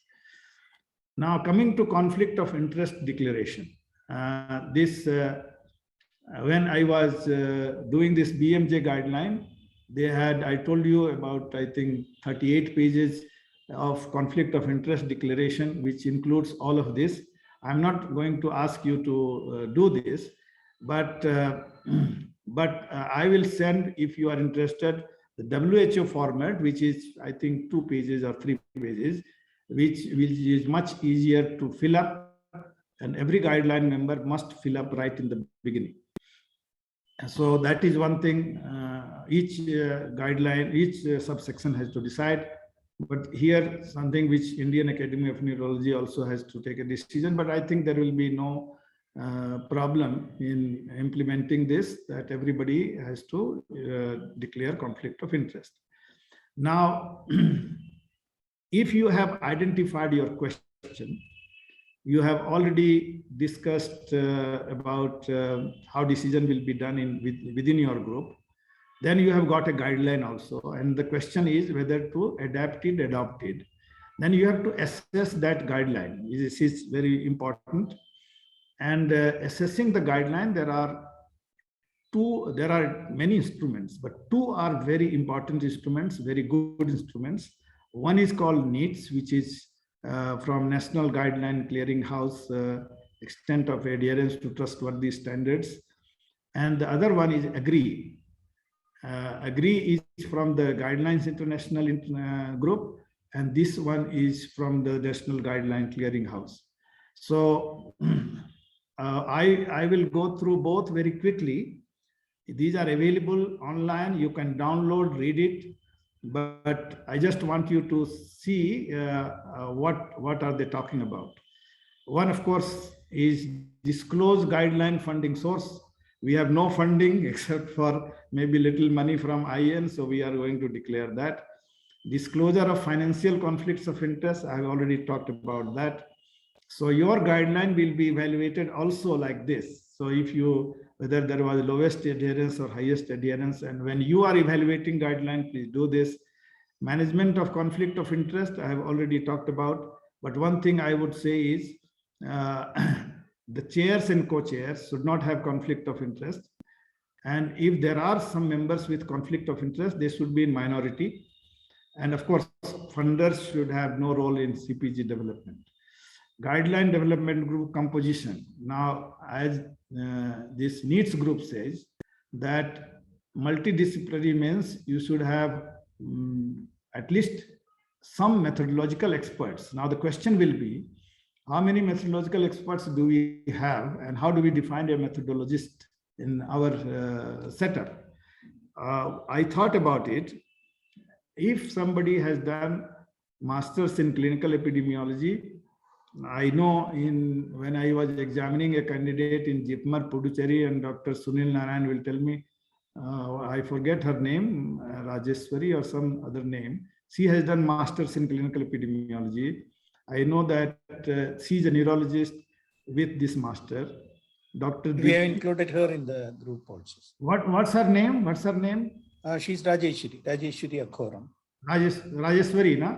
Yeah, yes. Yeah. She's in the team actually. She's listening. Oh, okay, right. Including the stroke group, yes. Yeah, I'm just pointing out few I know. Others may know more.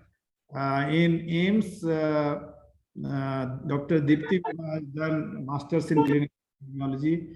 So I'm just pointing out few people whom you can depend on as methodologists. And I would like that you keep them in your loop. If there is any such issue, it can be helped. I'm always there. If there is some need for consultation, I'm available for that. So that is one thing which is composition.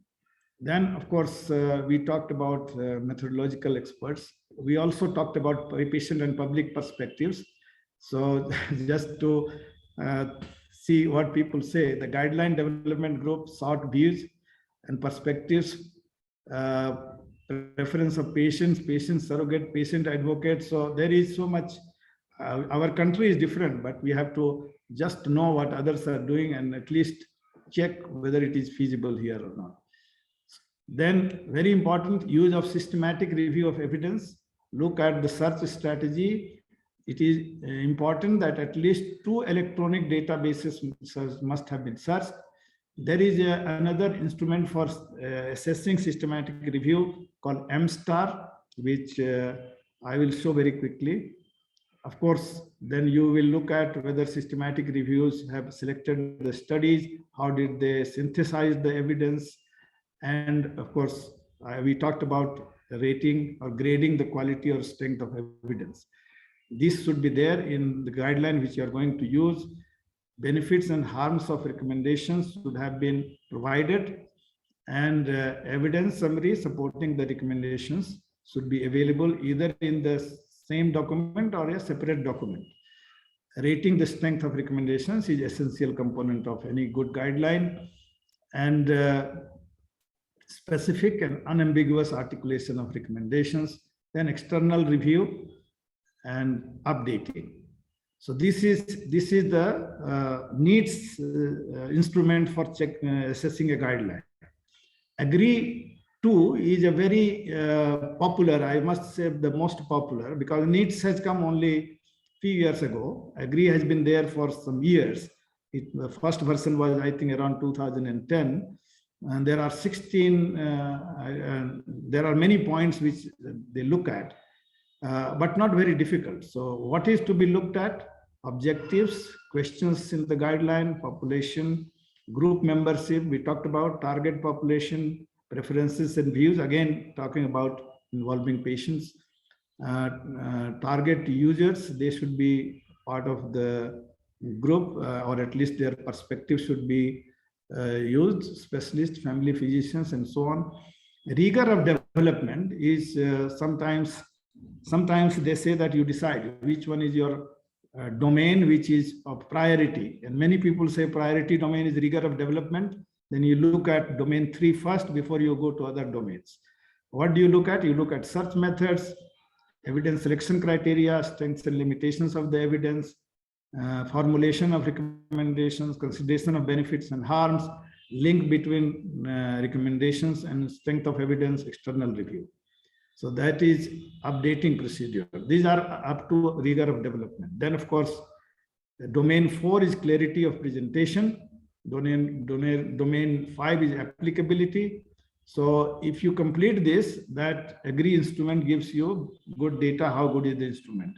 Which one you use, that is your decision. Each subsection can decide between needs and agree. The problem with agree is agree has about, I think, 6 or 7 tools.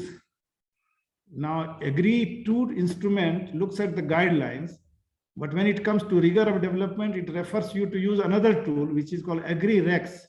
So it is a bit confusing. Needs has combined everything. That is why I think it is probably going to be preferred, but it is your choice whether you want to use agree 2 or needs. Then to look at systematic review, there is another guideline. I'm not going to go into the details. Maybe some other time we will go through this if people think there is a need to explain some of this, which is called MSTAR 2. There are 16 points to be seen in a systematic review. If you are going to use it, then look at it. And then, of course, you can decide what to use.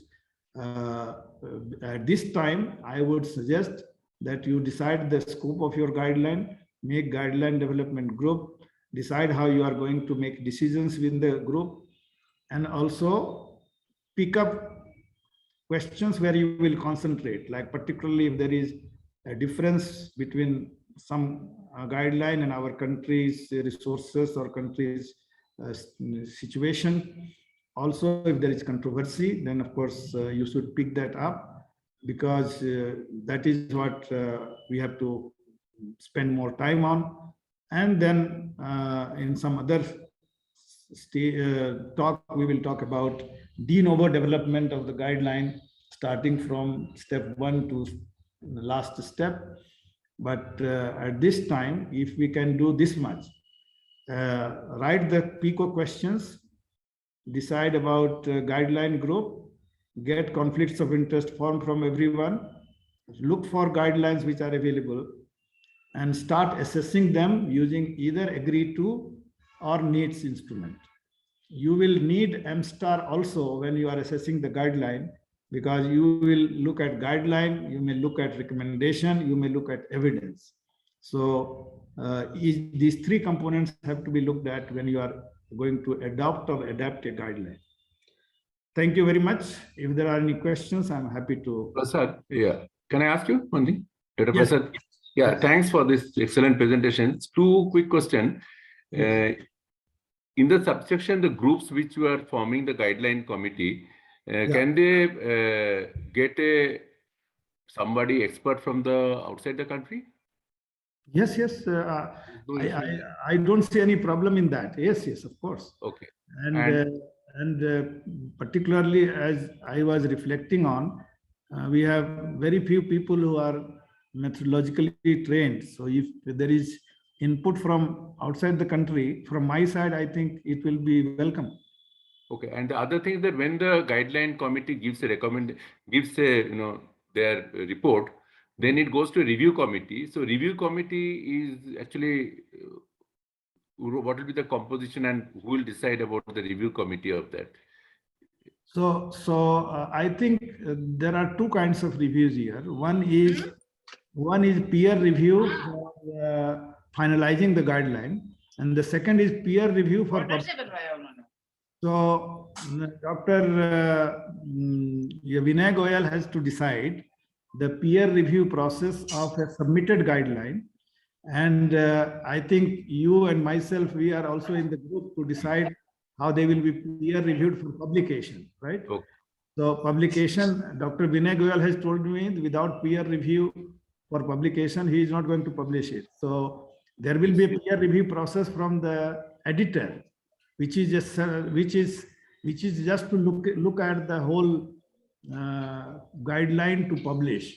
Maybe they will like you to shorten it. Maybe they will like you to work in some area a little more. Maybe there will be some input from peer review, maybe within the country or even outside the country. I don't know. It hasn't been decided yet. We will talk about that when the guidelines start coming for publication. So one question to Dr. Nirmal. See, Nirmal, you had earlier told about that this may be a recommendation to the government of or ministry. Or yes. Okay. So these things before it is published, is it to be reviewed by also, or at least green signal from the ministry that these will be the part of a national guidelines or anything? What I'm supposed to do is I shall write to the Ministry of Health and tell them that IN is, once I get all the topics, IN is going to write guidelines for following this neurological diseases. And we will ready to do amendment or changes if there is any suggestion or any thing come from the Ministry of Health. So there one quick question, please. Even though this is a continuous process, there has to be some basic timeline. Which appears to be a very complex thing for me, because depending upon the number of topics people select and the complexity of the topics, different subgroups will need the different kinds of timelines. Or how do we go about the timelines? So, Dr. Prasad, in this context, just one thing I want to mention that maybe we can prioritize only one topic per subsection, so that it starts the ball rolling, because it is most important to have one topic per subsection. Yeah, I agree with you. This is what I was going to say, that please don't all topics together. Start with one topic, and I would give 6 months to 9 months. I don't know what Dr. Surya would like to say, but it should not be more than that. And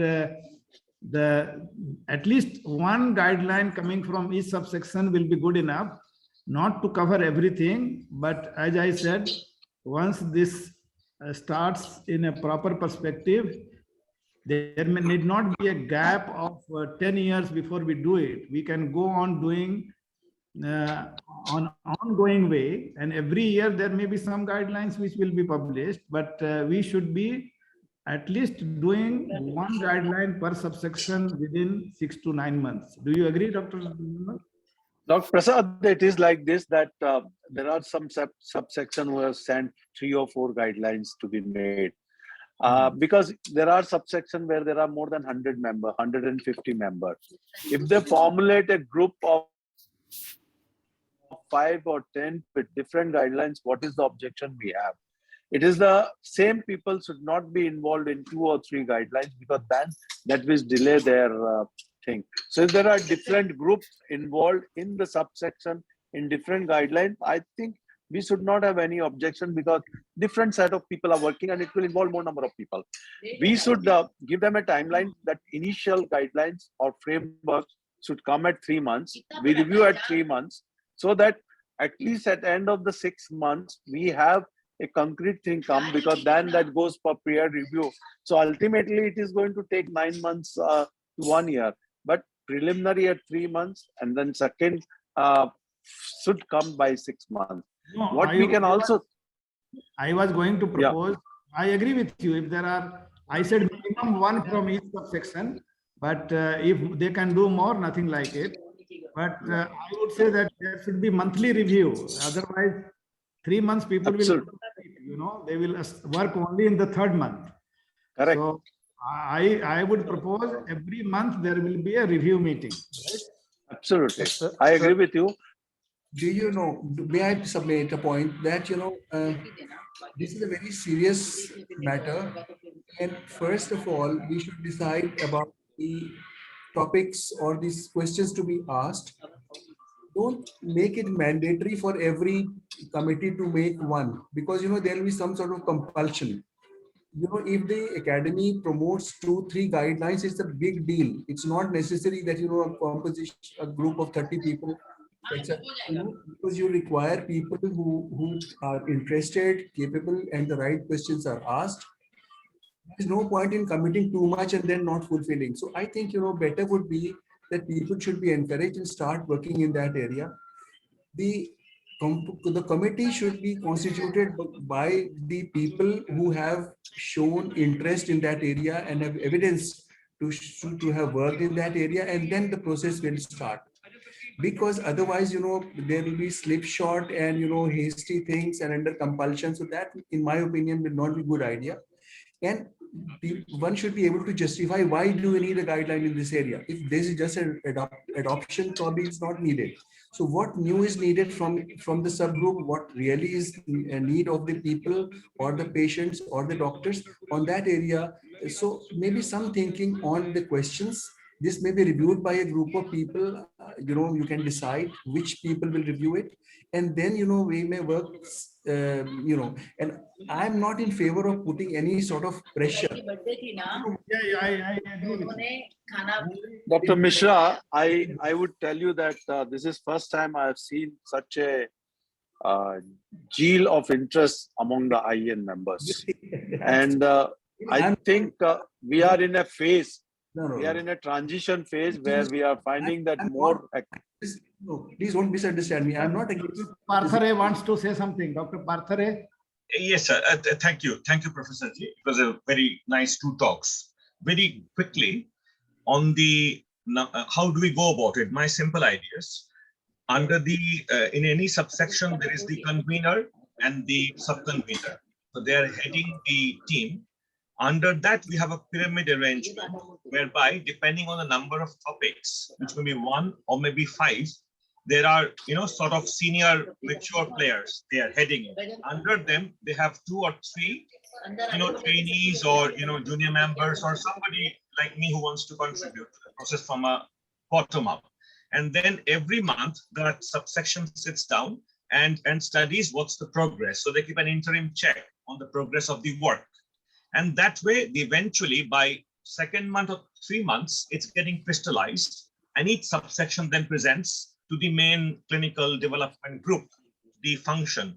I think 9 months is too long, because you said yourself 2 to 3 months for emergency, 3 to 6 months for, sort of, interim work, and 9 months for a really dementia guidelines for India, that might take 9 months. But paranodopathies, which I am possibly going to be contributing to, or small things. And that will give the entire base of Indian Academy of Neurology the experience to write the guideline. There's no point teaching you. You don't need to learn. You need to teach us how to do all these things. And likewise, there's 10 other people here.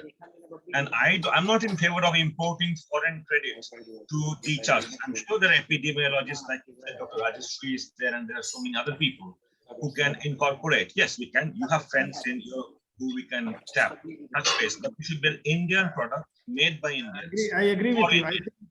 I think at first stage is they should submit some topics and PICO questions. Yes. We can have a look at it and then let them start working on. And I agree with Dr. Misra that I know that if to begin with, let us say 10 groups start or 20 groups start, IN should be happy. Absolutely. If even if 5 or 7 of them materialize to publication. So it is good to start in a very ambitious way. But I agree with Dr. Misra that there will be lack of interest over time, and then some people will drop out, some people will continue to work. Finally, if we find 5, 6, or even 10 see the light of the day, it will be a big success. But that is not to say that people should be discouraged. They should be encouraged to do. And even if something is not some may be published earlier, some may be published later after revision. So, Absolutely. it is not that all must be published simultaneously like the last time. It can be phased out. So maybe those groups who work very fast, they come up, we can publish earlier. Those groups who linger on, we will publish later. So next time when we meet, we should have questions ready so that people can give comments and decide which topic, which question people are going to work on. At least it should be in our knowledge. And if there are inputs from various people, they can take inputs and finalize what they work on. Then we will meet every month to see. Yeah, sir. It will be better if we have a group meeting again, because there can be some overlapping topics, like some of these subsections are subject-driven subsections, neuromuscular. So for us, pediatric neurology, it's an age-driven. So if we do something on stroke in children, there will be something which is coming from other stroke subsection. There will be a kind of overlap. So it is better to have a kind of review by the IAN team, the CDG group, before giving a nod for the subsections to go ahead. Yeah, I agree with you. We should register all the topics and clinical questions, give a green signal before they start working on it. I agree with you. Okay, in fact, that's a very relevant point which Vinayan made, because a lot of, like you mentioned, overlaps may happen between different subsections. For example, even in telemedicine, there'll be a general telemedicine we could, but if I have to talk of tele-stroke, they can be part of the stroke guidelines, and they can be combined so that we even don't make them bulkier. They can be part of a major guideline and a sub-guideline of that major guideline. Kameshwar Prasad, may I suggest you something? One point That's your request. So, thing. Wants to say something, no? Yeah. So can you share all the presentation with all the members? Number Yes, one. yes. No problem. So that they know that if they have missed out on some point, they can go through. Your last presentation was very good. It gives them this. Number two, can we ask all of them, like Parthare suggested, to send that pyramid to us in say next 2 weeks, so that you know that exactly what are the topics they have suggested and who are the people involved. Preferably one person should not be there at 2 places, so that he is attentive to that particular guideline. So that sort of thing can come to you before the next meeting, so that you can work on that along with Pramod Par. Yeah, Gagan, you can go ahead. There are 2 things. One Yeah. is I will take one younger member to help me out with all the emails which comes, and then collate it, and then we will discuss. So I'm going to make her part of this group and call her for this meeting. Second thing is that some of those I said those who are trained in clinical epidemiology, they should be part of this exercise because they will help probably multiple groups if the time comes. Right? So next time we can call them as well. Yeah, Rohit, can I couple of points? Yes, Hello, go ahead. am I audible? Yeah. Yes. So I think the first thing is I must profusely congratulate Dr. Prasad on an excellent presentation. And I think some of the points that have been raised by others are also extremely important. In particular, one of the things that really struck me, what Dr. Mishra suggested, is that we need to carefully think about the topics. And in terms of that, we have to think of topics which are, there are guidelines, but there are also a void in the available guidelines. And we have to think about the voids which are available, which are there in the available guidelines. So thinking of some novel topics is also extremely important. I was talking to Dr. Meenakshi Sundaram yesterday. So he just suggested, for instance, in movement disorders, what is from our country's perspective, what is the scope of genetic testing in movement disorders? So although there are a number of guidelines for the treatment of Parkinson's disease, there are guidelines for treatment of dystonias and things like that.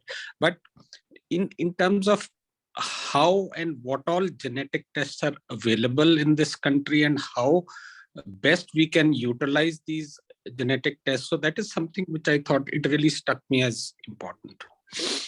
The other thing which Dr. Prasad has said, and I think is extremely important, and is sustainability of the guideline. I mean, this is a wonderful initiative by our president, Professor Nirmal Surya, but we have to also think in terms of sustainability. How are we going to sustain these guidelines? That is something, and Dr. Prasad's suggestion that we have to we can actually stagger the publications as they come by, they are published. So that is an excellent suggestion. And it will, I mean, doing it slowly, my feeling is, it will ensure the kind of methodological rigor which has, the concern about how we do it and the time we spent in doing it. Yeah, I mean, one thing is to do it very quickly and do a large number, but I think it is extremely important that we follow these steps. And in following these steps, I mean, those of us who have been involved in guideline development, in meta-analysis, clearly understand the amount of effort and time it takes, the kind of discussions that go into it.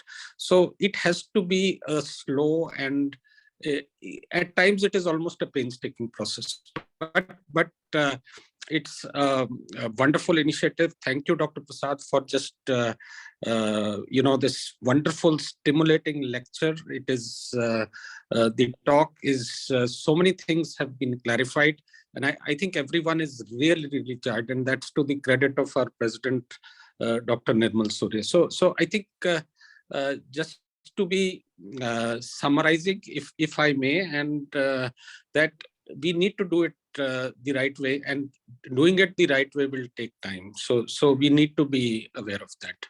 Thank you so much. Thank you, Dr. Gagandip.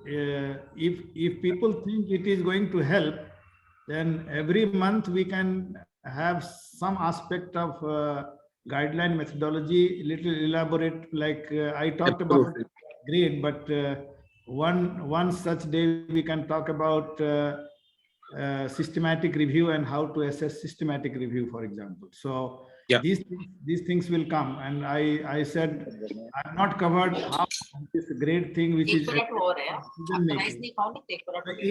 we add every month, we can have some guideline methodology which is a discussion across all the groups, not necessarily one group or the other group. I think it's a wonderful idea. So Rohit, I think Sir, what Sir has covered is Rohit wants to speak for a long time. Dr. Rohit, maybe. Yeah. Sir, to me, a couple of things which come out of this discussion are that we're not limiting the guideline from each subsection ideas, and but we will prioritize what we want to do initially. So we are looking for ideas, and we will create the different groups with leads, because the meeting that I had yesterday in the subsection day before yesterday was that that there were points, suggestions made as to these are the important topics, and we thought that each topic can have a lead and a co-lead and members, because they are bigger subsections as was suggested. But I was uncertain whether they'll be filtered out and finally decided by some other group within the IAN, which will decide on the priority areas, or if it is left to the subsection, then we can go by the priority list as to 1, 2, 3, if there is no limit. If there is no limit, and each group can be formed and they can come up with their plan, and that can be of course cross-checked about its methodological vigor later by the CDG, I mean the group. So one thing I want to know, sir, is there going to be an internal review committee within the IAN, of course, which is headed by you as the CDG person, but is there going to be another committee which should be the guidelines subcommittees be reporting to periodically? I'm not certain on that as yet. No, not at all. Not at all. Okay. Okay. And the second thing is that my only concern in this whole guideline framework is that, sir, most of the guidelines in many of the disorders are well published and updated periodically by the Western groups. And in practice, apart from the few nuances that we have limited to our own country specific infrastructure or availability related, the science cannot be changed or not upheld what is available to make a guideline. So my only subtle concern in this whole exercise is that we would label them as Indian Academy of Neurology guidelines, which most publications do, the AAN does, the ESO does, and the other do.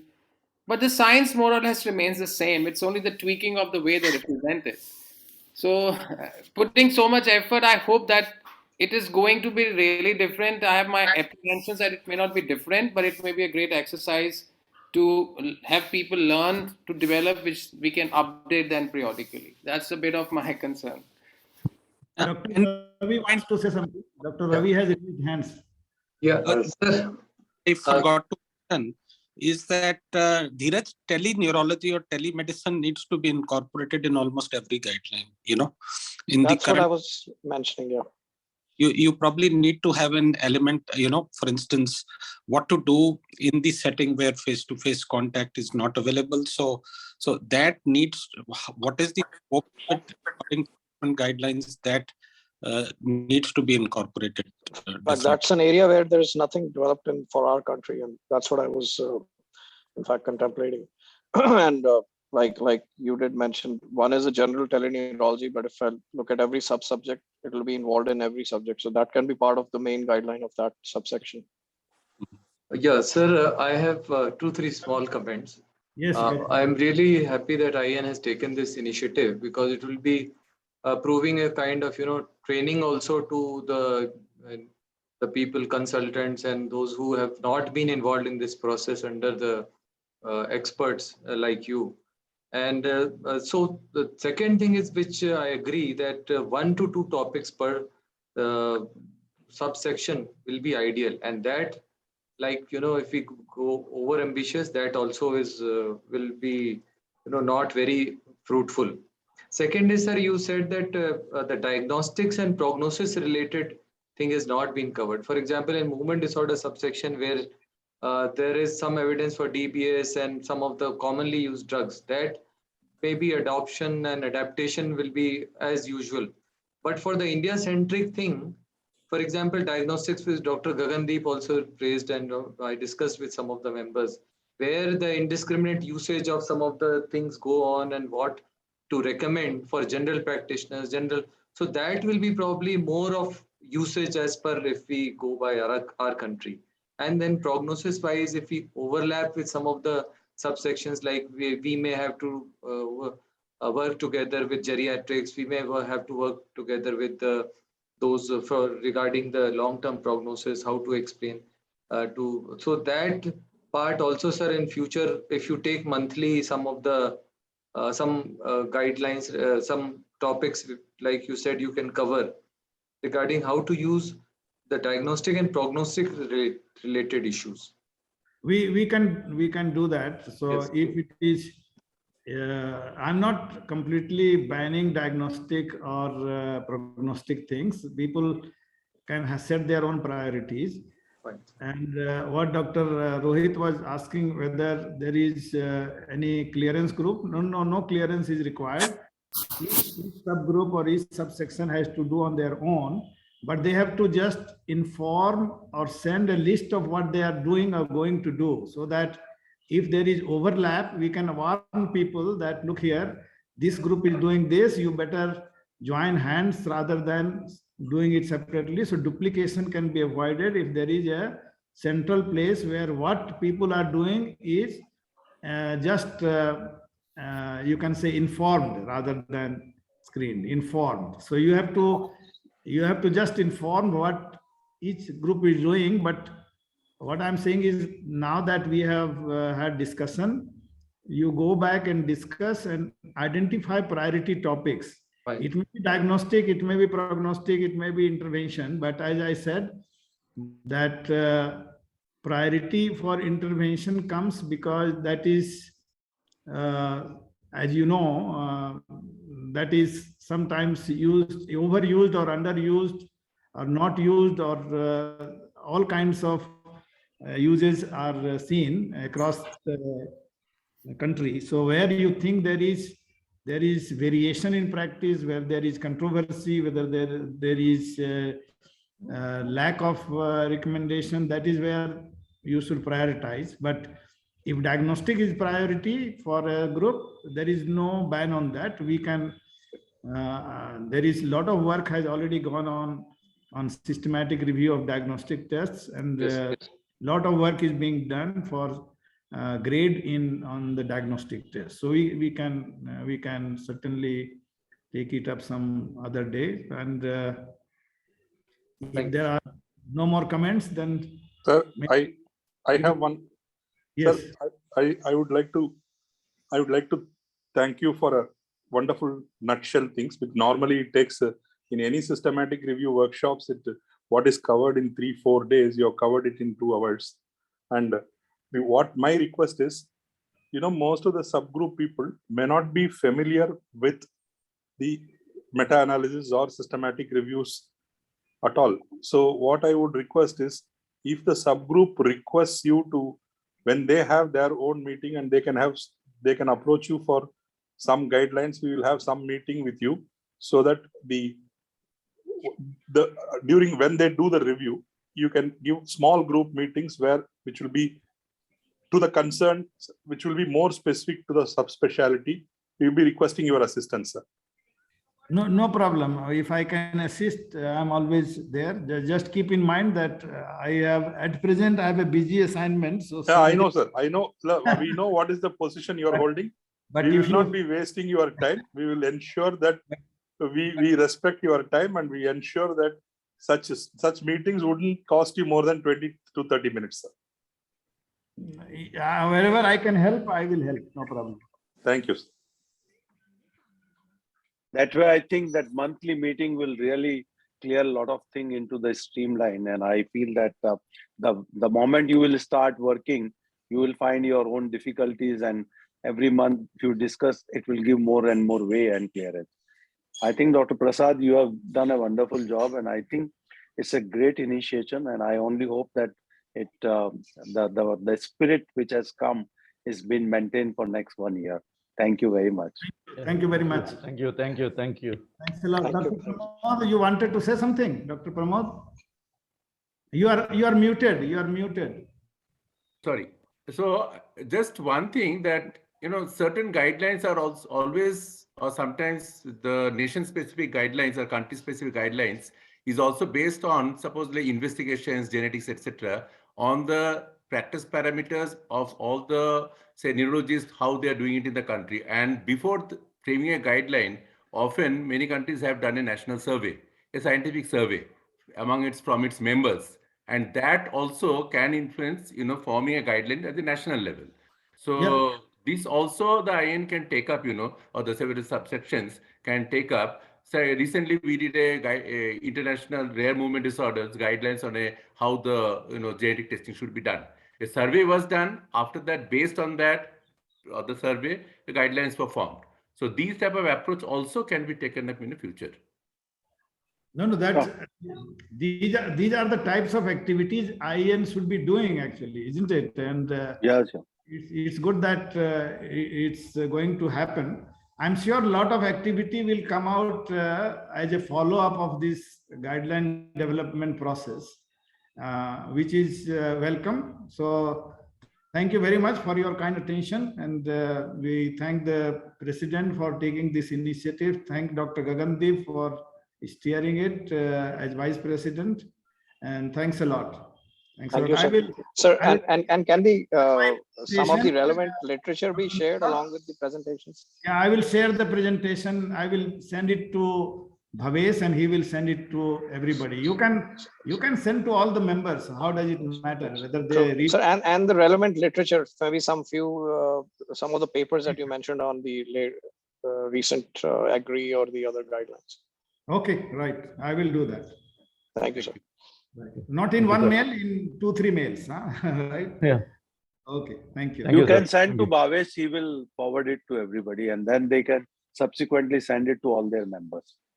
Yeah, send it to all the members. Maybe some youngster will get initiated and join the development group of the subsection, right? True. Okay. Thank you, sir. Thank you. Thank you. All right, sir. Thank you. Have a nice Sunday, everybody. Thank you very much. Yes, sir. The leftover one.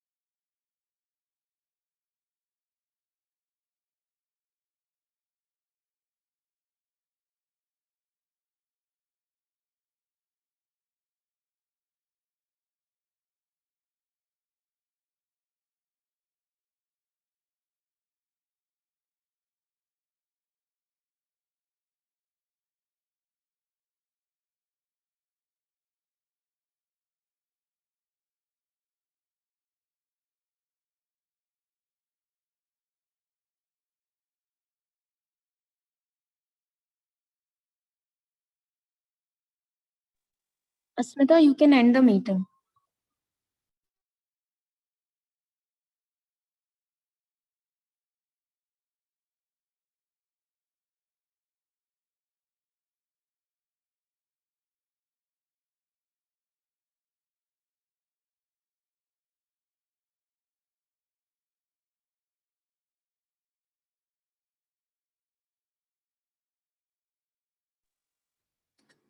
Hello, Asmita.